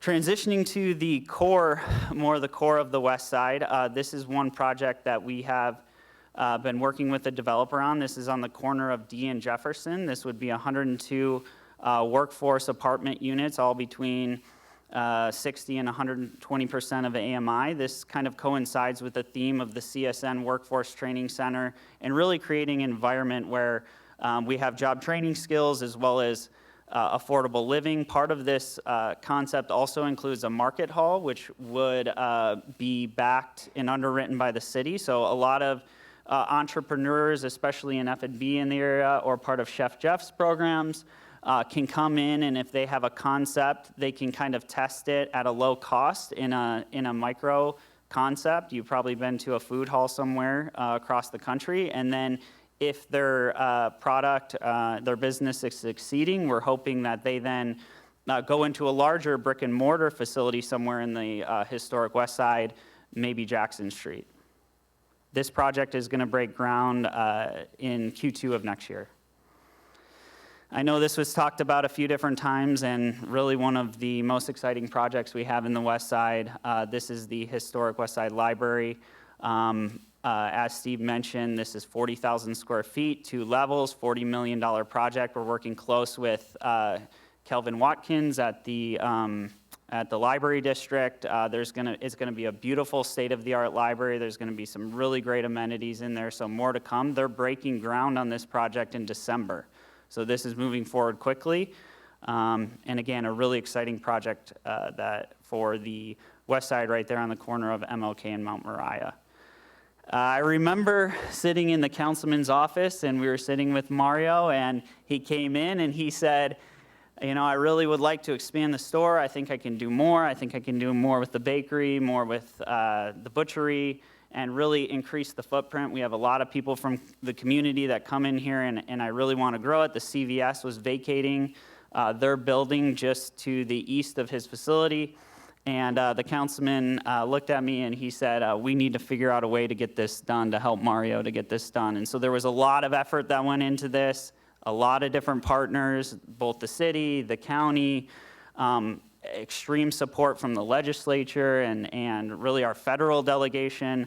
But this is going to be 14,000 square feet. It's a 50% increase in their floor space. They're going to have some new offerings. The grand opening of this facility is going to be on October 30th. And so between Mario, his business partners, the city, the county, this is about an $8 million project. So this is a large expansion for him. He's been in the neighborhood for 32 years, so hopefully this will be really good for what's to come. Now going into some of the programs, and some of the grants that we've recently received. This is an exciting grant that was just announced for us. It's a $1.3 million EDA grant. This is to provide technical assistance for some of the property owners on Jackson. Is there anybody in here that owns property on Jackson Street? Okay, we got one.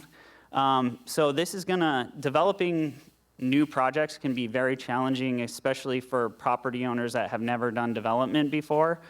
There's a lot of things you need to do, whether it becomes financing, entitlements, building, it's challenging. And so we were awarded $1.3 million from the EDA to help those property owners walk through the process and just get some of the technical expertise and understand how to get entitlements, how to find architects, how to do civil plans, things like that, so that we hope that the wealth can stay within the property owners of the West Side, and if they had a dream with their own property or to bring it back to what it was, that they'll have the opportunity and at least the technical funds to be able to walk through that process. I did want to mention Cashman Field. It's been in the news a lot of times. There's a long history of what the city has tried to accomplish with the Cashman Field. We went after MLS, we went after the Raiders. And now we're focused with a developer that's looking to potentially do a medical master plan. The hope is that it would be anchored by a standalone children's hospital. We're one of the largest cities in the United States without a freestanding children's hospital. A lot of our pediatric care after it goes to UMC or Sunrise gets exported out of the state, and it's really hard on families. There's a lot of reasons why that happens, but we're hoping that Cashman Field will come through, and it'll be a really great central location for some much-needed healthcare services within really the whole region. We were able to utilize some of the American Rescue Plan money to launch some new programs, and these are some interesting programs. I have two of my colleagues at a table out if you need more information, but the first is a diversity certification program. This basically will pay for the cost for a small business to get a minority or diverse certification. Normally it costs roughly $500. We'll scholarship it for free. We've hired MYS consulting to do that. So it's Maisha Boyce, so she's going to be in charge of it. But the benefits of it, one, we're paying the fees, and then two, a lot of contracting through different various government organizations, including the Department of Transportation, the airport. When they score companies that bid on work, there's extra points given to certified diverse businesses, but you need to be certified so it's proven that it is truly a diverse business.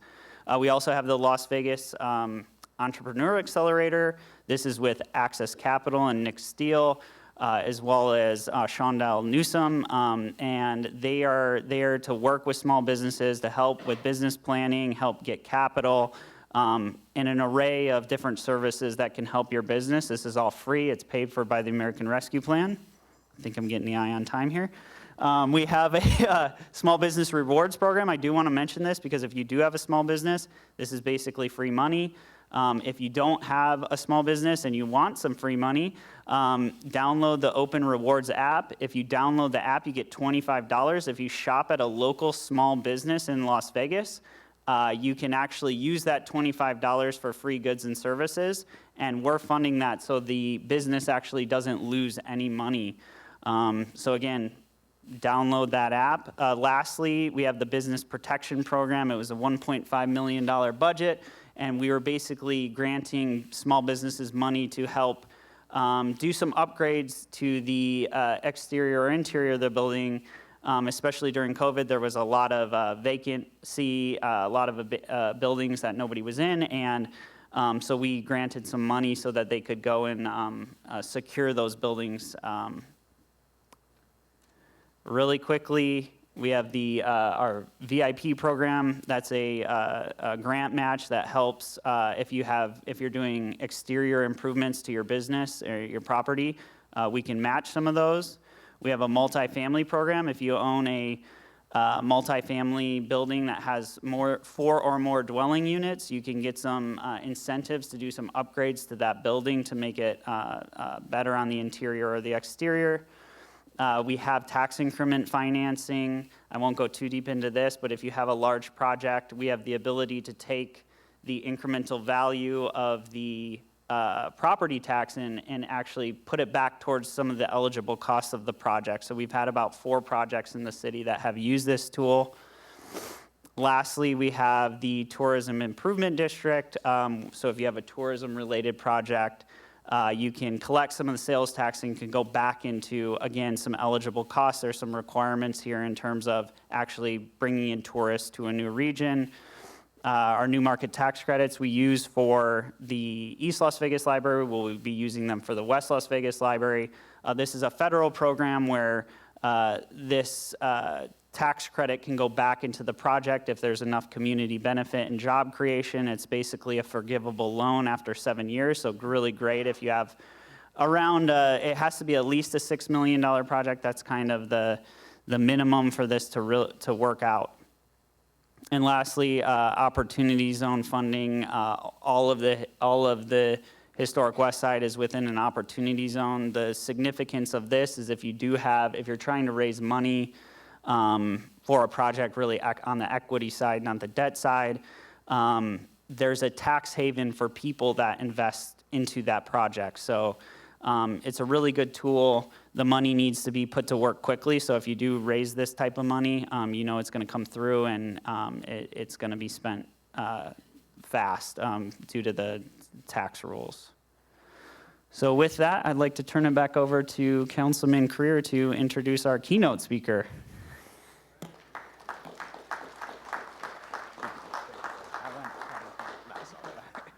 Thank you all. You know, there's just so much to talk about, and we're trying to stay on schedule, but we have such a great story to tell, and I appreciate all of our department heads to be here to tell us that story. A couple other things, Sue, which are still in the works, and no one's sort of hit on it. We are still working with the developers of the Moulin Rouge project. The individuals that purchased that project are from Australia. They have been very engaged now. They have plans to do some good stuff. We're going to work with them side by side to see, and we could bring it to fruition. And then you've all heard about, we'd be remiss if we didn't talk about the Harlem Nights project, which is the Old Town Tavern site, which is on the corner of F and Jackson. I know they came out, did a community meeting. They have revised their strategy a little bit. We're still working with them. We'll see where that goes. I'm not here to tell anybody that we're here to say all of this is going to happen, but I can tell you that we're working with them, and we'll see where that project goes. And that could be a huge boost, both of those projects, to the community. With the Southern Nevada Regional Housing Authority, with Marble Manor, we received a Choice Neighborhood grant, thanks to our federal delegation, in order to repurpose Marble Manor. Marble Manor's, his lifespan has probably been over, 40 years ago, maybe. And so we're working with them to repurpose Marble Manor, double the capacity, bring in mixed income, beautify it, and that is taking place. The Choice Neighborhood Grant is going to trigger a grant at the end to make that happen. We had Secretary Marsha Fudge out to Las Vegas to go through some projects and some things. And once we get that project going on, then we'll move out through the other projects that we have, housing developments within the historic West Side that we can do as well. So those things are also in the works, and we couldn't do it without you and your team working with us, because we have a lot of work to do, and you guys are at the core of truly revitalizing our community in terms of housing. So the Southern Nevada Regional Housing Authority is what I'm talking about. And so thank you all very, very much. I know that Commissioner McCurdy is the chair of that board, and so we thank him as well for leading that charge. So our keynote speaker is just great. She is wicked smart. She is dedicated to her. Everybody's shaking her head like, yeah, you're talking about the right person. And she knows what she's doing, knows what she's talking about. We've been blessed to have her lead this charge for us. When I got in office, I'm a big believer in not taking good resources and putting them towards bad initiatives. Let's go figure out what's working. There's no shame in stealing a good idea and bringing it back in our community. And so we and the team, led with Dr. Lisa Morse-Hibbler, with Kathy and others, went to Los Angeles, San Francisco. We traveled to Miami. We've traveled to Phoenix. We've traveled to Denver, Seattle, looking at best practices when it comes to underserved communities redevelopment, homelessness, mental health, and others. And so Kathy is our keynote. She is our Director of Neighborhood Services. She's going to tell you all that she oversees, and she does it with grace and style. I don't know if I could do her job. She really is amazing. So, Kathy Thomas.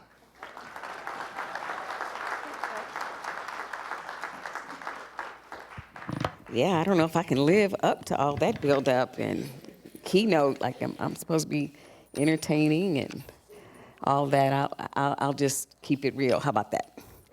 So I'm with the Department of Neighborhood Services, which doesn't mean a lot, but some of the things that we are responsible for addressing on behalf of the city include federal grants and compliance. So a lot of those community development block grants and home and low-income housing tax credits are administered by our department, and we typically push those resources out into the community, and then we have to monitor that.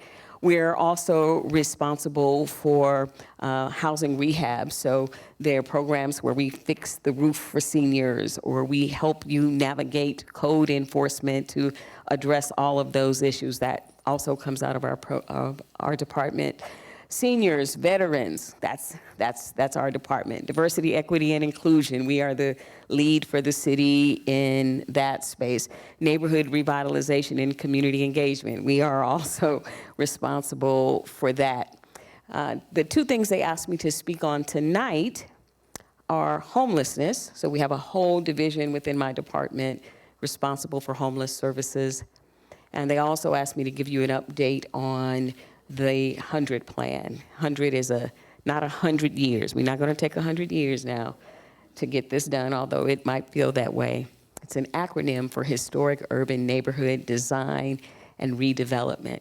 And they asked me to come give an overview of that as well, because one of the things Neighborhood Services is responsible for are these neighborhood revitalization strategy areas.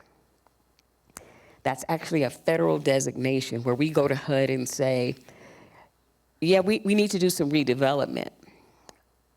But the challenge is the historic disinvestment, the redlining, the straight up discrimination has put us in a situation where we've got more hurdles to overcome. We're going to need a little bit of flexibility on how we spend this money. So we have to submit an application to HUD to get that flexibility.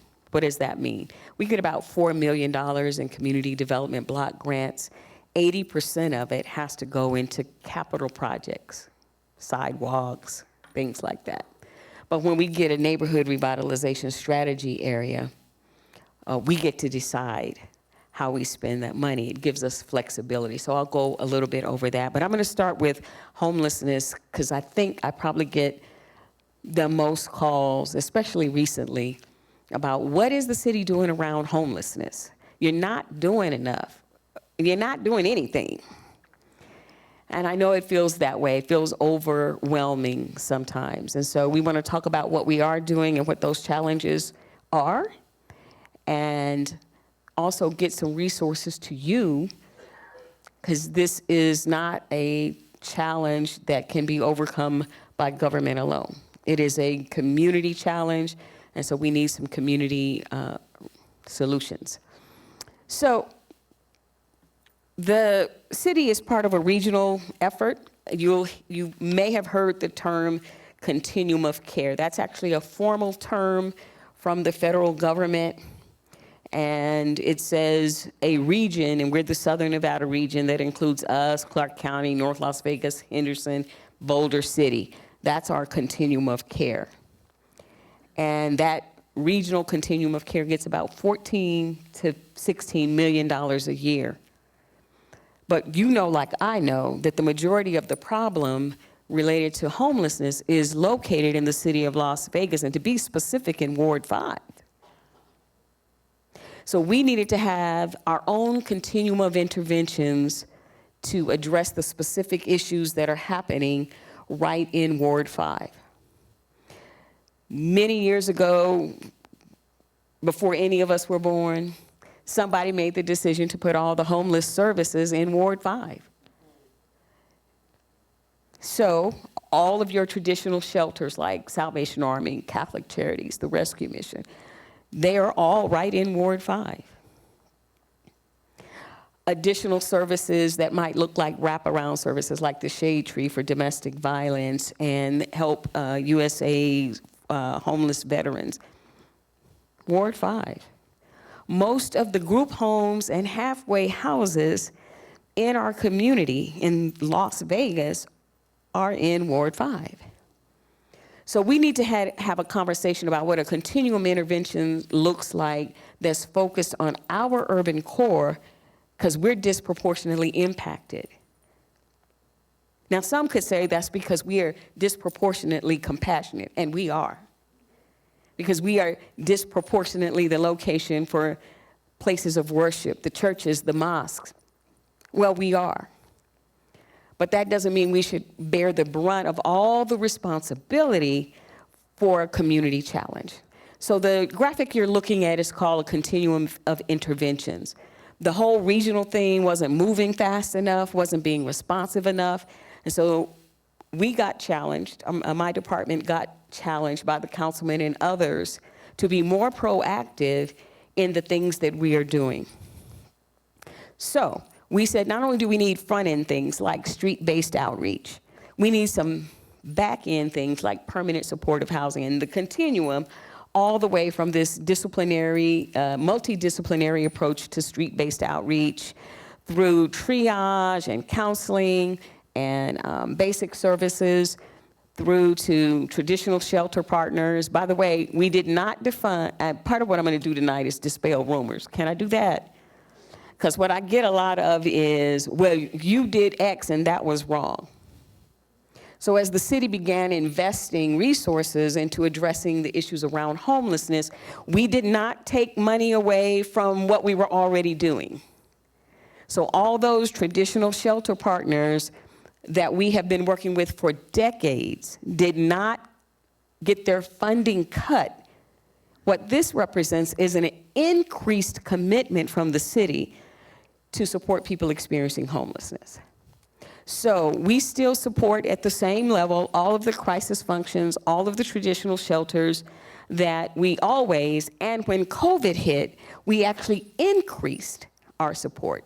And I don't mean support like I wrote a nice note. I mean like we put some money on the table so that we could support our shelters to address not only homelessness, but how the COVID crisis was impacting, because in a pandemic, you or I don't know if you remember these rules, they were saying, wash your hands and stay home and separate. Well, if you're homeless, where are you washing your hands?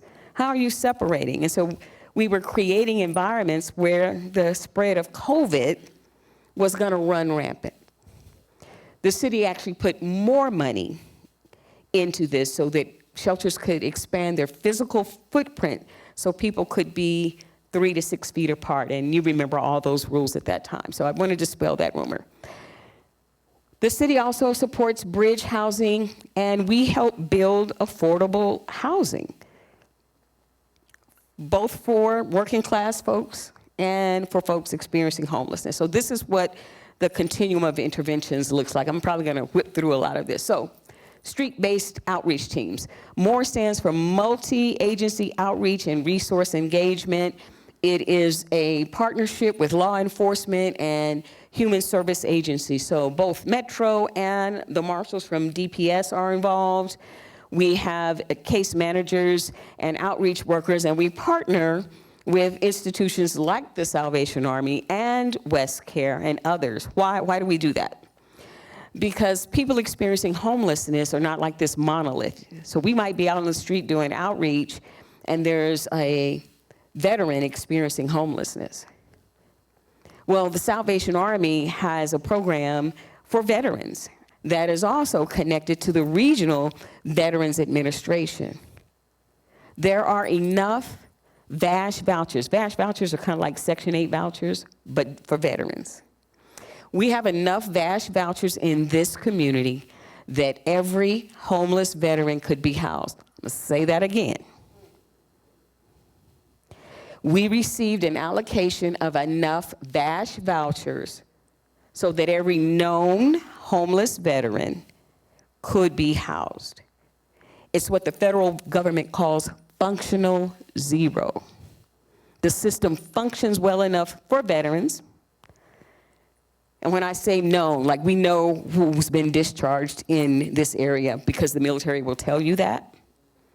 That doesn't mean if someone discharged in another community and came here that I would know that they discharged here. Now, does that mean we don't have, no, y'all know like I know, we have some homeless veterans, but we have a process in place.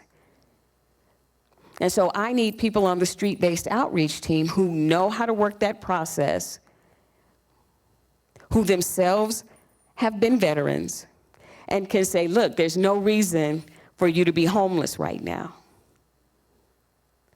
And we pluck them right out the street and put them in that process. You and I both know that there are a lot of folks who are homeless who are dealing with mental illness and substance use disorders. So we have a specialist like from WestCare, for example, because that often is going to be the barrier. We've had people experiencing mental health who don't know that they are experiencing mental illness, and it's difficult for them to say yes to help. So we have to create teams to actually support people where they are. So we dispatch, we have a dispatch system that we partner with our marshals on.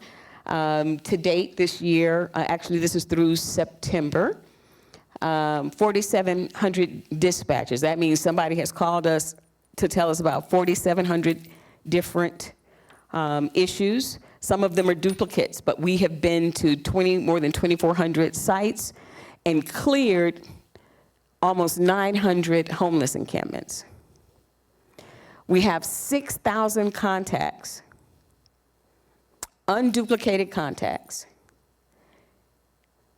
A little over 1,700 have accepted services.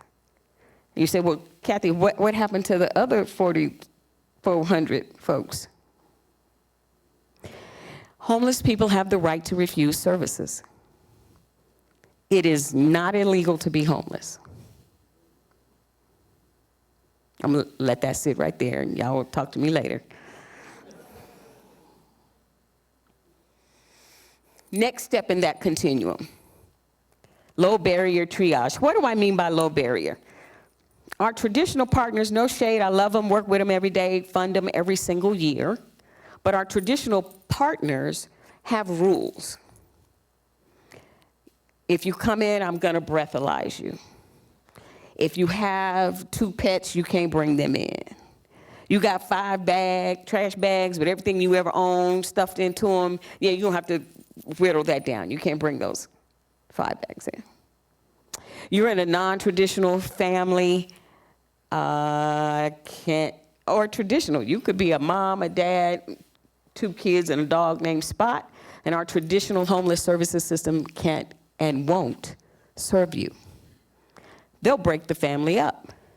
The dad will go to Catholic Charities, the mom and the kids will go to Shade Tree if the kids are females of a certain age or males under a certain age, because they don't allow adult men. So a 16-year-old boy can't go into Shade Tree with his mom. And I don't know how many of y'all have raised 16-year-old boys, but they need parental supervision.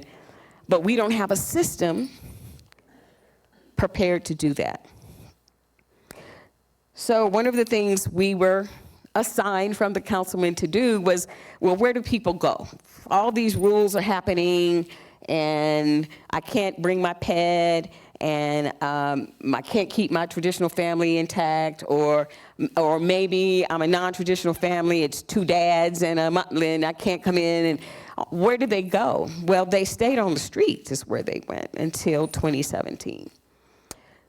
So what you're looking at is the map for the Courtyard Homeless Resource Center. Now the whole map, all of those areas are called the Corridor of Hope, and it includes Catholic Charities, Shade Tree, Salvation Army, Help USA. It's about 25 acres. The highlighted colored stuff, yeah, that's the courtyard. Now, some of y'all who've been around long enough remember there was the funeral home over there and a couple of other they couldn't make it work. Why? Because this was Skid Row. People didn't want to step over homeless folks to have a memorial service for their dearly departed. There was a teen service center there. We didn't want teenagers walking out into that and seeing that as their future, thinking that was where they were going to end up. So the businesses closed up shop and left. We had vacant, blighted properties.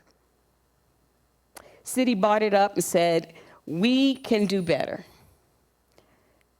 We can be low barrier, which means anybody who steps across this threshold, raise their hands, says I'm ready for help, can come in. So we bought piece by piece, assembled it. And I used to make the joke, you know, in 2017, it was a dusty parking lot with some old buildings in it. If you come now, it is a state-of-the-art campus providing a range of services. So this is what we used to look like. That was the old Shannon West Teen Center. It was so dilapidated that if you walked on the parapet, the walkways, your foot would drop through the walkway. That's how unsafe it was. I don't know if you see those little blue things there. We had porta potties. So let me give you this statistic, because from people, the flack I got about having porta potties. At the time, we had 12 porta potties. Each of those 12 porta potties held 60 gallons of human waste. We had them clean twice a day, 7 days a week. Do the math. That's how much human excrement used to be on your streets. Washing into, untreated, washing into your system. So when I talk about homelessness as a public health crisis, people would give me the side eye, but this is what I'm talking about. So all that human waste was flowing untreated down to Lake Mead. Thirsty? Just saying.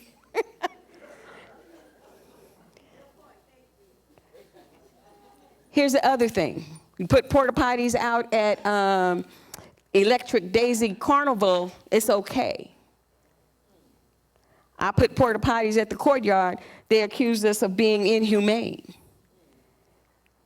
Well, it's okay for rich kids high on ecstasy, but it's not okay for people trying to get their lives together. Like, I don't understand why we can't take baby steps. This was a baby step.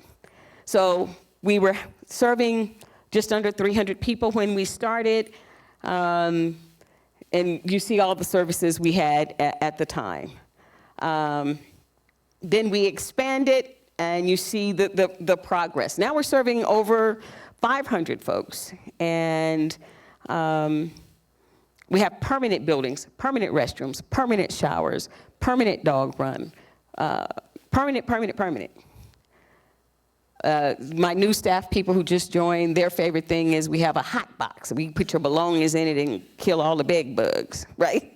Just simple things that aren't being made available, and that's why we call it low barrier.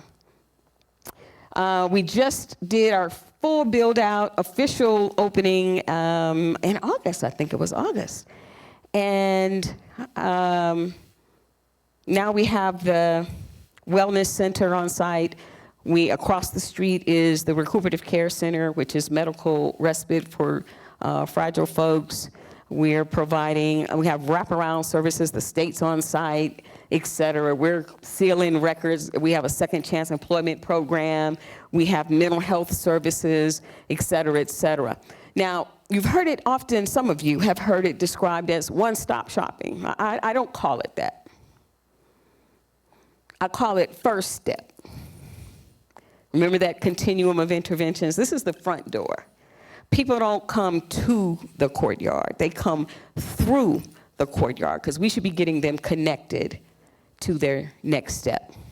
So I'm telling them, change this slide, stop calling it one stop. Because people may have lots of stops on the path to self-sufficiency.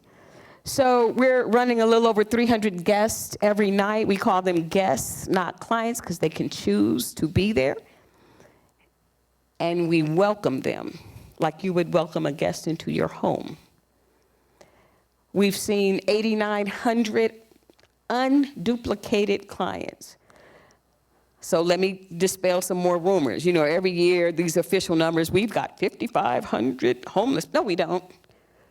Because right in Ward 5, you've got almost 9,000. So don't believe the official numbers they're putting out. I can give you a unique identifier for all 8,900 of these homeless souls coming to the courtyard to get services. So don't believe the numbers they're putting out. They're too low. The 8,900 got 20,000 different units of service, again, depending on what they needed. 290 of them got housed. You're saying, Kathy, you had 9,000 people and only 300 got housed. Man, units are hard to find and few and far between. I ain't got to tell you, but that's why your grown children won't move out of your house, because there's not, right? Oh, that's me. I'm sorry. Medical services, we are the address of record for 5,700 people. What does that mean?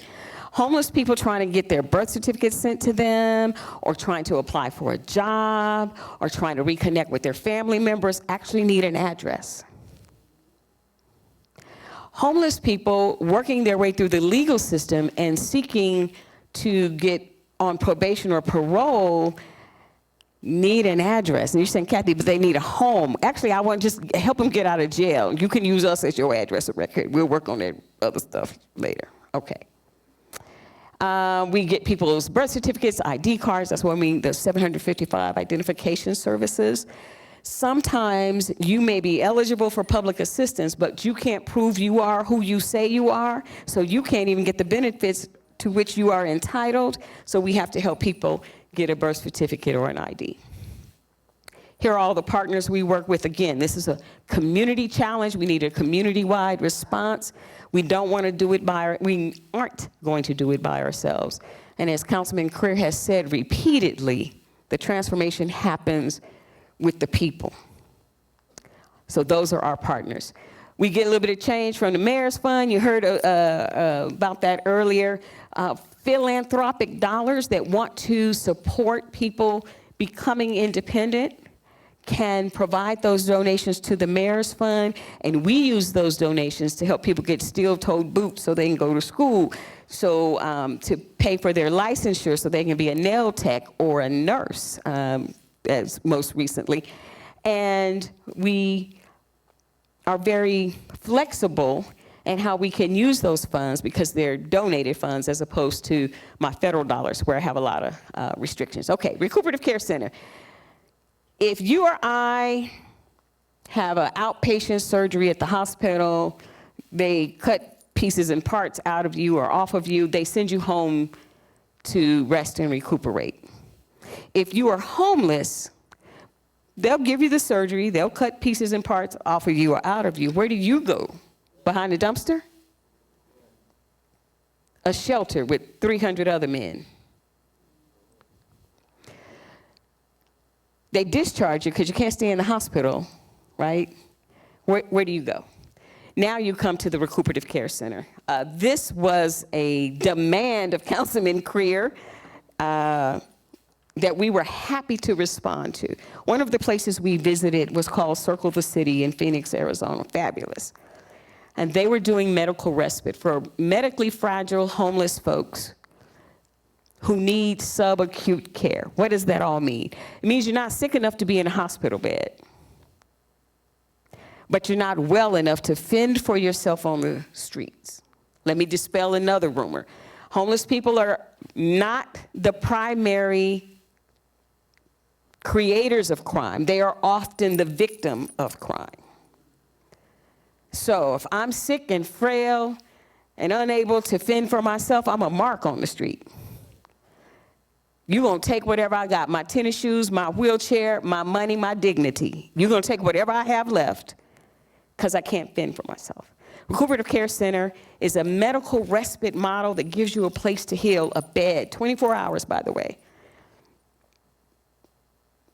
with doctors, nurses, nutritionists, pharmacists, everything you need to heal and recover.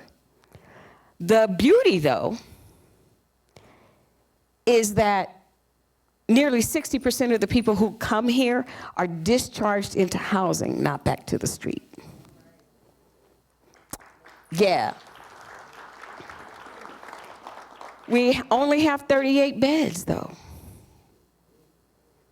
38 beds. I also like to say this is a harm reduction model. Everything we do, both at the courtyard and recuperative care, I'm not going to ask you to be clean and sober before you access services. I'm not going to ask you to have your mental illness managed before you come into services. Because what we've learned is you're more likely to get clean and sober, more likely to manage your mental illness if we offer you services. All right. Talked a little bit about everything being in our area. And we don't sort of ignore the regional needs, so we still participate with the homeless point in time count, the Indian Youth Homelessness Plan, all of those things that are regional efforts. We are actively involved, staff people on my team assigned to do that work. Yeah, I'm trying to move fast because I got not a lot of time. So, housing. This is the part a lot of people don't see because these folks aren't on the street. They're not on the street corner. They're not visible to you, but we do bridge and transitional housing. What's the difference? Bridge is maybe you're a veteran and your VASH voucher is available to you, but you can't find an apartment. In the olden days, we just leave you on the street until your inspection happened on your apartment, then we come get you. Now we house you, we bridge you from homelessness to permanent housing because we know that if we just leave you on that street corner, you might not be there when we come back. And now you've lost your housing opportunity. Transitional housing is a program. It's a longer period of time. I'm probably working with you on substance use recovery. I'm trying to stabilize your mental health meds with you. and that could be 18 months of housing. And then permanent supportive housing is just that, it's permanent with supports baked in. We also do permanent housing. Sometimes we have folks who just need to get a deposit covered. Y'all know now that if you move into an apartment, you need to have 3 times. So if my rent is $1,000 a month, I need $3,000. Y'all got $3,000 laying around. Our neighbors experiencing homelessness also don't have that. And so what we want to do is remove that barrier, right? They've gone back to work, they've got a job, they can probably pay $1,000 a month rent. They just can't come up with a first, a last, a security, a credit check. Every apartment they apply for is charging them $100, all of those things. And so with permanent and market rate housing, we give the leg up on the front end and remove that as a barrier for folks who have returned to work and will be able to pay for their housing. Let me do that, because this is important. We do rapid rehousing. What does that mean? You got evicted on Tuesday, on Friday, I've got you back in housing. Why? Because the longer people are homeless, the more difficult it is to rehouse them. So if I catch you right at the moment of the crisis, I can help you stabilize the crisis and keep you out of a downward spiral. Costs 10 grand a year to do that. Folks who are cycling through high-cost systems, the hospitals, the jails, the street, back to the hospitals, millions of dollars a year. So we're trying to be responsible and responsive at the same, responsible with the tax dollars you give us, but responsive to the needs of people where we find them. We do housing development, right? We call this the alphabet soup in my department. Low-income housing tax funds, home, low-income housing tax credit. That should actually be PAB, not PAS, because it be private activity bonds. Redevelopment agency set aside and housing opportunities for people with AIDS. That's all federal, state, and local dollars specifically to build more housing or rehab existing housing so that it's affordable to working class folks. Okay, I'm gonna stop there. I'm not gonna take questions because I'm gonna keep rolling and hopefully someone will queue up my next something. What I wanna stress always is that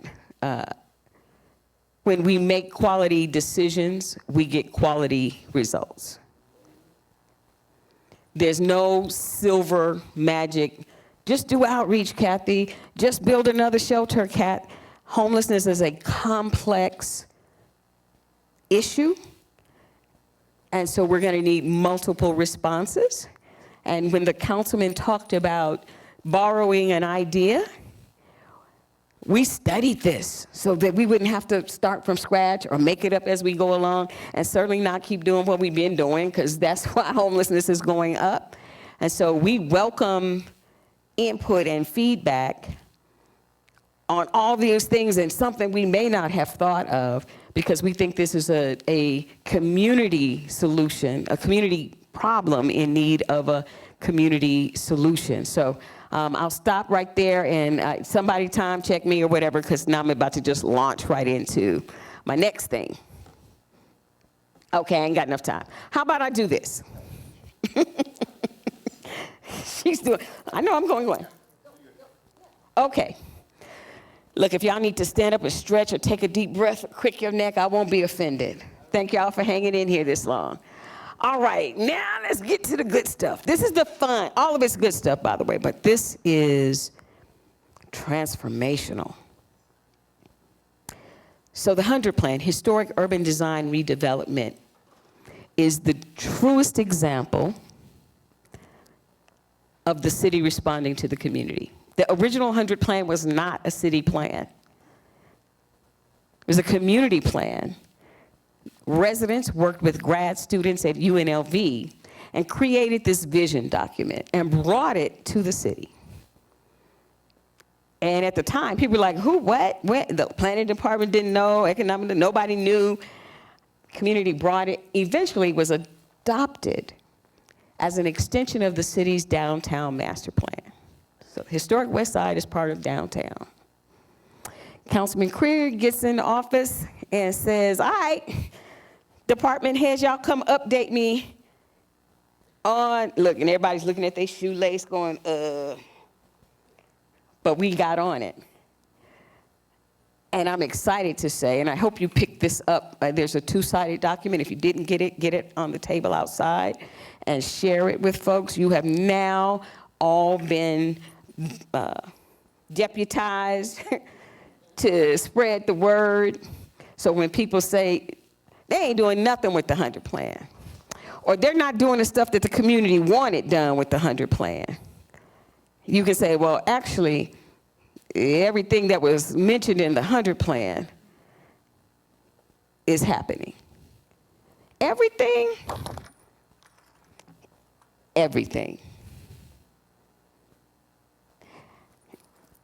Go to the website and check out the 100 plan in action and go to the last 4 pages. Why? Because there are columns that say this activity is on page such and such in the original 100 plan. There's literally a crosswalk that says, if the city's doing X with partner Y, what page on the 100 plan asks for that? There's actually a chart in the back, because the councilman asked us to be able to stand here flat-footed and say, we delivered on what the community asked us to deliver. Now, is it perfect? Probably not, because we human. But are we trying to respond? Absolutely. So can I tee up my own video, or will you do that? Team, I can do it? All right, let's watch this video. The historic West Side has played a unique and pivotal role in the history of Las Vegas.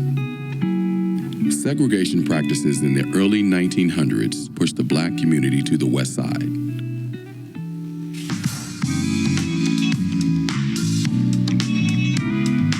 A thriving neighborhood emerged by 1950. The West Side was filled with homes, businesses, and entertainment venues. Entertainers who performed on the Strip would end their evening at one of the West Side's many nightclubs.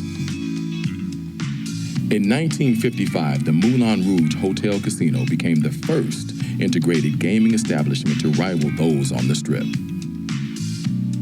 The 1960s would bring fights for desegregation. The Moulin Rouge Agreement of 1960 integrated public accommodations. The Consent Decree in 1971 provided blacks new employment opportunities. The next 4 decades in the historic West Side would see disinvestment, but continued community pride. In 2016, the historic West Side community, with the support of UNLV's Downtown Design Center, completed the 100 plan for the historic West Side community. This community-led vision featured 8 big moves to neighborhood rebirth. The City of Las Vegas adopted the plan upon its completion as the official neighborhood revitalization plan for the historic West Side.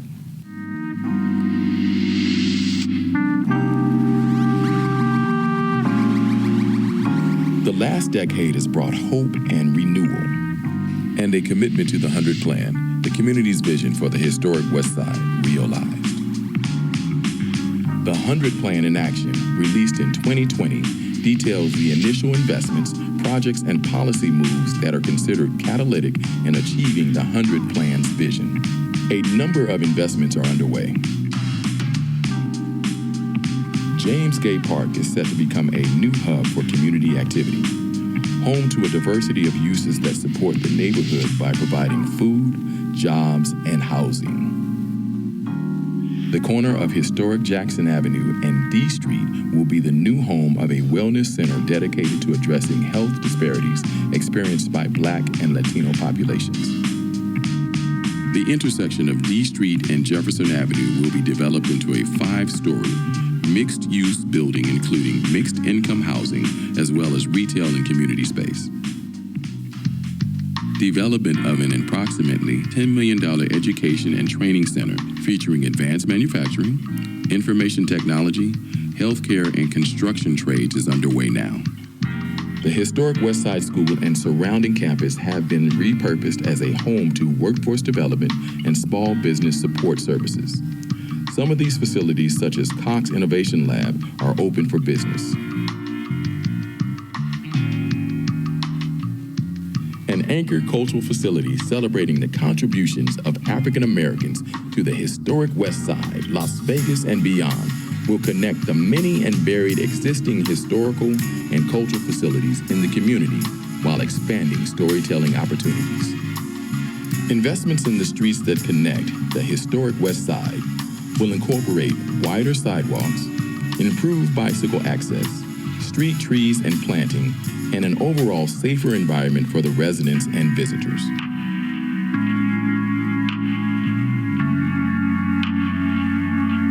The historic West Side is an important piece of Las Vegas' past, present, and future. We invite you to join us in joining the historic West Side community in realizing their vision for a thriving neighborhood. For more information, visit lasvegasnevada.gov/100plan. So this video is, if you go to the website there, you can get this video and share it with folks. And I think I saw Ms. Clayton in the audience. Thank you for your assistance in this work. So I'm going to whip through these slides because a lot of my colleagues have touched on some of the work that's happening or planned to happen. But we've been applying for grants and will continue to do so. We have been seeking out philanthropic support for this work and will continue to do so. We are continuing our community engagement. In fact, my squad's out there at a table right now with all kind of stuff for you. And also the Regional Housing Authority is outside to provide some information about the redevelopment of Marble Manor, which is also mentioned in the initial 100 plan. And so we are wrapping up work on our planning grant for Choice Neighborhood and preparing to apply for an implementation grant, 2 different grants, part of the Choice Neighborhood Initiative, but the implementation is $50 million towards the redevelopment, right? It's $50 million to redevelop. And I think this is important to say, right? So we're redeveloping Marble Manor. We're not eliminating Marble Manor. Every resident, yeah, no doubt, right? Every resident, there are 235 units there now. Every resident that lives there now will be able to return if they choose. Every resident that lives there now whose income doesn't change will not have a change, an increase in their rent when they return. In addition to those 235, what HUD calls a 1-for-1 replacement, there will be an additional 400 units that will be mixed income. So workforce, right? Workforce housing. So, you know, the working class folks who want to return, I see all my babies in the back that I love, they want to live on the West Side. There's nothing for them to come back to. This is an opportunity for them to come back. So there's some great display boards out there where you can see what the vision is for all the amenities that will be available, what that timeline looks like. And so this is an important indication about partnership, right? The 100 plan has to have partners because the city doesn't own Marble Manor. The Housing Authority owns Marble Manor. And so we have to be in meaningful partnership for this type of transformation to occur. And when we apply for these dollars, we go together as co-leads. So we have shared responsibility for the transformation and work together to implement it. And then we share responsibility for coming to the community going, okay, yes, we about to take down some units, but everyone that's there will be relocated. And if they want to come back, everyone can come back. And there will be additional housing opportunities, additional amenities, just a better layout of that space so that it then becomes an anchor, a beautiful anchor in the neighborhood that almost feels like we're still, even though they tore the F Street wall down, still feels like we walled off from the rest of downtown. This transformation will be a gateway project, right? So please, please, please, if you didn't already, stop at the information table so you can see the display boards and learn more about it. And here's the other place that we partner. So because we all use federal money, we have this requirement called Section 3. All that means is we got to hire people from the neighborhood. So our commitment is, yeah, right? That as redevelopment occurs, that folks in the neighborhood get those jobs, get those construction jobs, but more importantly, when retail opportunities come, 89106 entrepreneurs get to be the first ones who come into those retail spaces. That when it's time to look at how do we do small business development, that the priority is placed on entrepreneurs that are in 89106. And so that's a joint commitment, and I'm glad Lewis is here because I don't want to be making commitments on behalf of folk and they're like, well, she said what? That's a joint commitment that the city and the Housing Authority are making together. By the way, whether we get this Choice Neighborhood Implementation Grant or not, we're going to continue to work together. And so we wanted to be sure to say that and actually thank our partners for participating with us tonight. All right, I probably got off track, but that was a community engagement moment. We are supporting public art. Many of you have seen some of this. If you haven't been to the Historic Westside Schools Design Center, come see it. Our long-term residents are moved to tears. That's not hype, that's real. Y'all know I can do hyperbole real, right? But that's not. People are moved to tears when they walk in and see this vision of past, present, and future represented on the walls. To touch now y'all know some of y'all gave me a lot of grief about tearing down Greater New Jerusalem. We'll talk outside. To touch the pews that were there. To know that we preserved the wooden beams to put into another project. That the cornerstone, whoops, like to knock my mouth out. That the cornerstone from the church has been preserved to put into another project. That sometimes the evolution in the community means you strip off the old skin so you can grow into the new skin. Well, if I was preaching, I would talk about wine and old skins, but I won't do that. This is shared transformation, and we want to be sure that it's reflected in the art as well as the physical buildings. List of completed projects, again, I think y'all should get this because it's a hard copy also on the website that you can get stuff that's in development. They talked about WETC. We just had Love on Jackson to celebrate the first leg of the Complete Streets. Was that fun? Were y'all there? Man, it was hot for a minute, but then it got real cool in every way, right? The Small Business Support Center is open and expanding. We'll be doing phase 2 of ASSET, which is to give more access to broadband. D Street will be, the housing will be breaking ground soon. And many of you have participated in the community forums around the African American Museum. That is also ongoing work. This list is literally in the plan. You can't see it, it's not easy, but I put it here because I want folks to know there's a chart in the plan in action so that you know what's the proposed cost or projected cost. Is there a timeline yet for these projects so that you can be like, oh, this should be coming up. Have they done a public meeting on it? I want to get involved. Okay, some pictures of the dirt. We haven't turned dirt yet, but giving you some renderings of what the Education and Training Center will look like when it gets built. The other investments from Public Work, Mike and Steve probably touched on some of this, that are underway, already planned and financed, right? You can also get this map. Where is the infrastructure going? Are the streets better? Are the sidewalks wider? Are the storm drains taken care of? In short, yes. And here's the map that tells you where all of that is occurring. We talked about complete streets. You've seen the trees planted. It actually looks better. This is the rendering, but the trees actually look better than the rendering they gave us. So we're excited about addressing the heat island effect on the historic West Side. We talked about the design center. I hope y'all were at the centennial celebration for the historic West Side School. We are continuing to work on preservation efforts. So there's actually an inventory that has been completed of historic buildings on the West Side, because we want to know what else can we get on the historic registry. We want to know, are there some things that we shouldn't let crumble and fall? How do we preserve them?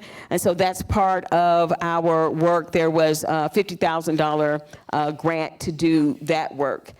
Small Business Support Center, some of y'all know, you may not know, these buildings are privately owned, adjacent to a building that the city owns.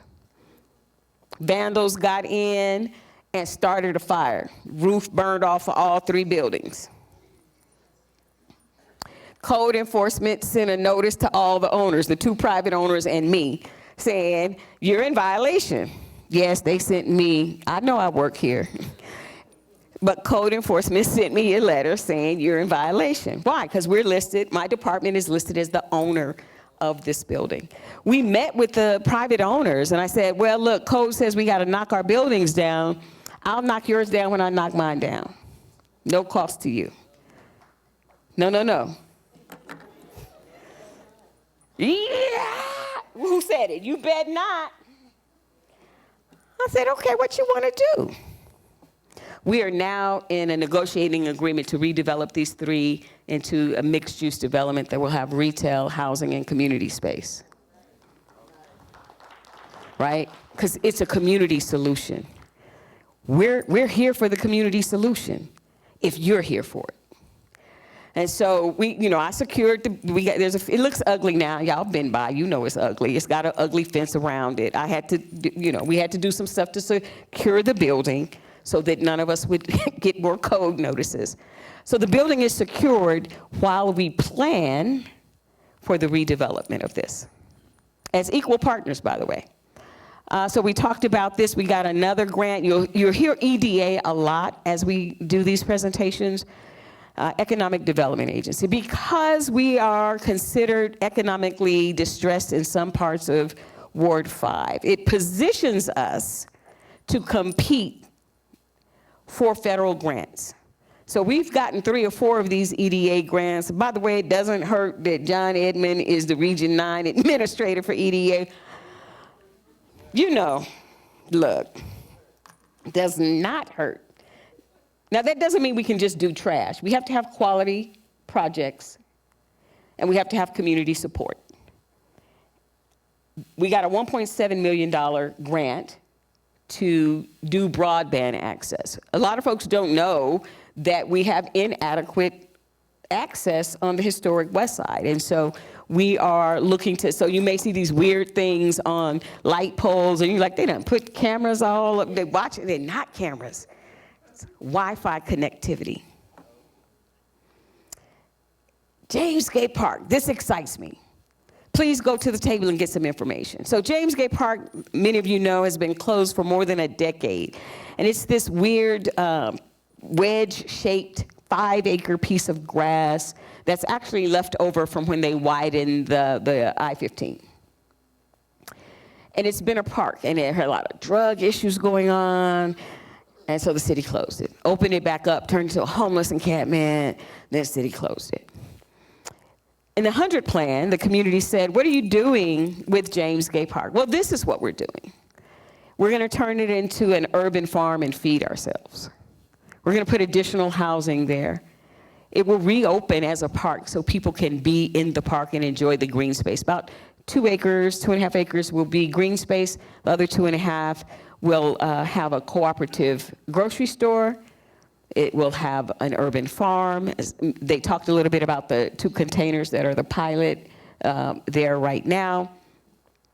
We've got some support to do some technical assistance through Schwab Bank, et cetera, et cetera. There's a steering committee. Tiaja, raise your hand. If y'all want to get in this conversation, go talk to T before we leave. I know she's awesome. Like I'm real impressed. I like young folks. They have so much energy. And so this opportunity to take a city-owned asset and convert it to benefits for the community is something that the councilman has been very vocal about. And so we are moving forward with redevelopment. And the same challenges that, for example, Symphony Park, y'all are thinking, oh, that took years in Symphony Park. Could I at least get as much time as they got? Oh, no, I can't. Okay, so we're moving as quickly as we can to utilize this. We've also gotten an EDA grant for some of this work. We already talked about the urban farms and the 900 pounds of food that they are harvesting. The Health and Wellness Center. So my OGs know that this was the location of the Cove Hotel back in the day. Torn down, I don't know when, and when I got here, I was like, oh, the city owns this? What are we doing with it? Been sitting vacant for a couple decades. So now we're building a comprehensive health and wellness center. So primary health care, a maternal and child health center, a chronic disease management institute, and the Lazarus Cancer Center will be 40,000 square feet in this location, and some renderings. We're still kind of in the design phase, but these are the preliminary renderings for this. A pharmacy on the ground floor, so people in pharmacy tech school, go for it, because we're building some pharmacies on the west side. We're gonna need some folks to work there. D Street Properties, this is where the former Greater New Jerusalem Church is. I did not seek to buy it. Can I clear up another rumor? Okay. Did not seek to buy this. It was offered to the city and we said yes. Now, if you're familiar with the neighborhood, you know you can stand on the corner and look and see the new beautiful sanctuary. So we did not tear down the church. The church still exists. By the way, the people are the church, but that's another conversation. The physical structure still exists. There is still a place of worship for New Jerusalem.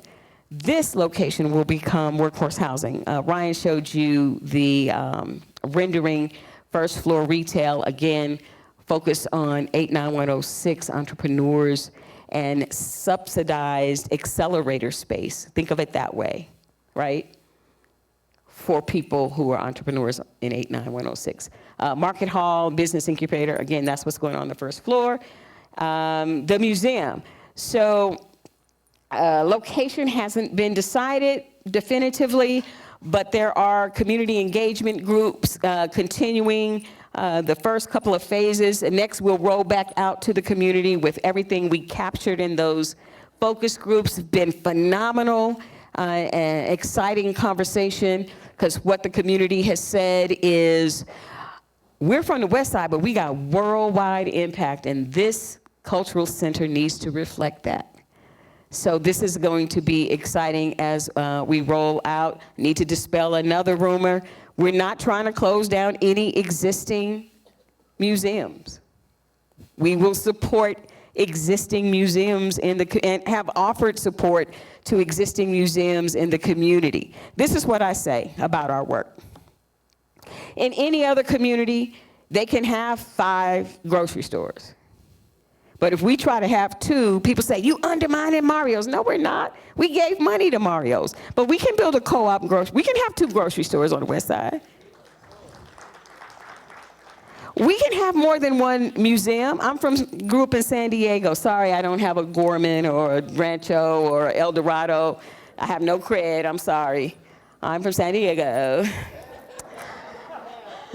Oh my gosh, I'm a Cali girl. I am. I will own all of that. Thank you to my Cali girls. Thank you.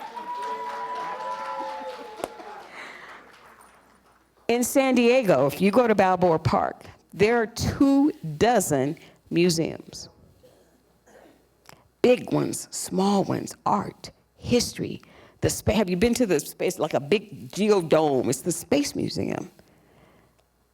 Little vanity projects from some old rich lady who left her collection to somebody, and so they put it in a room, you know, the size of this, you know, whatever.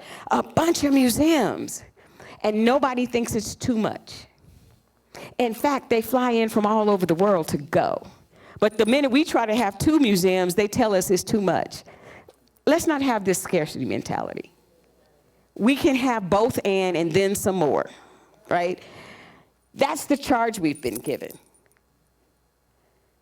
So I'm going to rock with him. If the councilman says, do this, do that, and do the third, I'm like, yes. Now, I don't know how I'm going to do it, so I go over here to this team, and I go, you know these electeds, can I get a little help? But it's okay, because we're trying to be responsive to really some pent-up demand, right? So a bunch of projects, bunch of charts.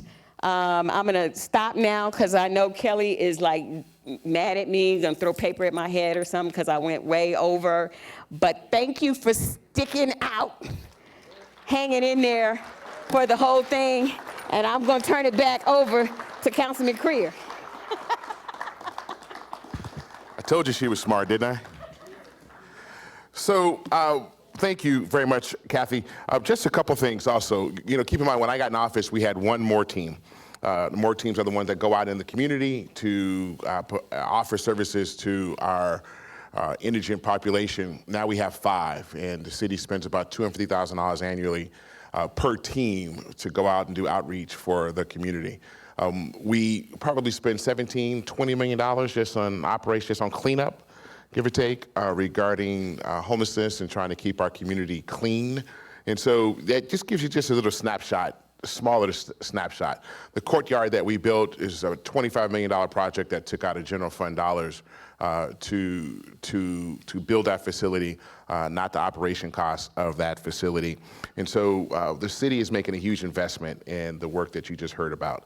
We have a lot going on also, and not just in the historic West Side. You know, Mike talked about the huge road construction going on along Rancho. We have a number of housing projects going on along Rancho, which are taking place, which are great housing developments taking place. Children's Memorial Park, which is also in our ward, you know, it's going to get a new splash pad. We put new scoreboards in for the baseball field. Brand new lighting. It was an issue for the lighting on the fields as well. Patriots Park. We're going to put some pickleball courts in there. There's big demand for that, and also at Lorenzi, and we're going to put more tennis courts in at Lorenzi, and also build a, as we used to say, I grew up playing tennis, a little tennis shop where people can go and be there. Number of road improvements that are taking place. We have a big new EOS gym coming in out in the Northwest. We just opened up the Boulevard Home Furniture Store, which is out that way. So a lot of projects taking place throughout the entire community. And before I turn it over to David to close us out, just want to remind you that this weekend, on the 14th, we are doing a block party in conjunction with myself, as well as Commissioner McCurdy, as well as the chairman of the Congressional Black Caucus. The Congressman Horsford is going to be here with us, and it's a free block party from 12 to 3, which is going to take place this Saturday on the 14th. And we're going to be right at the cross streets of H and Alexander. So I hope you all come out. It'll be a lot of fun, a lot of activities.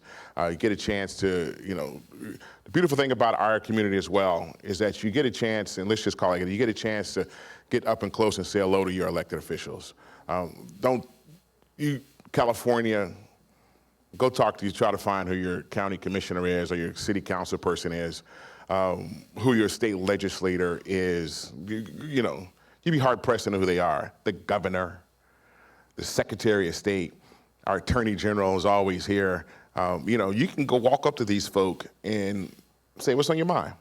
And that's a beautiful thing about our state, and I love it so much. So I'm going to thank you all for coming out. I'm going to turn it over to David Riggleman, turn it back to him.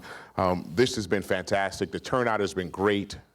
I want to thank you all for coming out tonight. I know you have other things going on. Go Aces, right?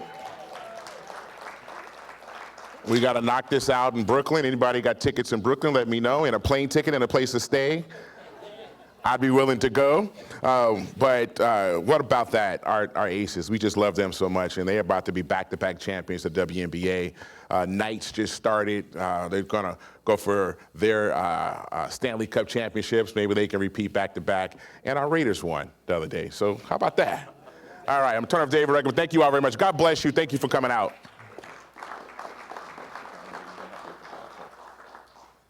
Thank you, everyone. Obviously, this is coming to the end of our evening together. Now, we have one more very important piece of business to take care of. We have a raffle. Somebody's going to win this prize, this great, awesome prize here.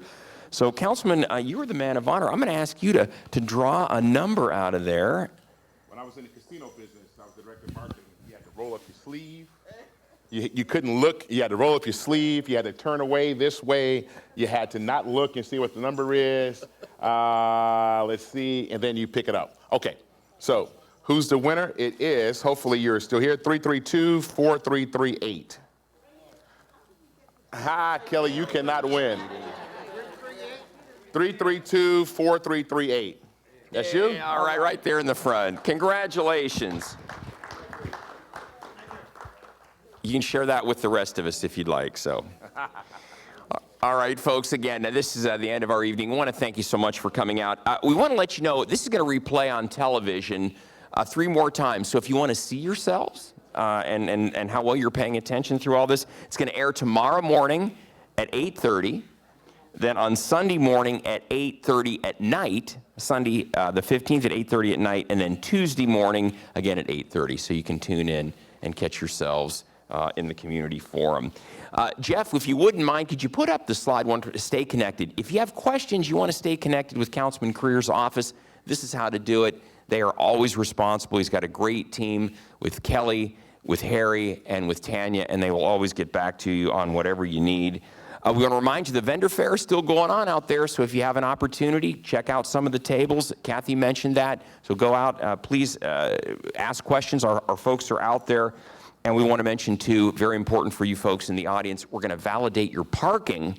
So talk to the city clerk's staff out there. They'll validate your parking. Thanks to our speakers tonight. Thanks to Councilman Creer. One more round of applause for him. And everybody, we will see you next year for the Ward 5 Community Forum. Thanks for coming out. Thanks for watching, everyone.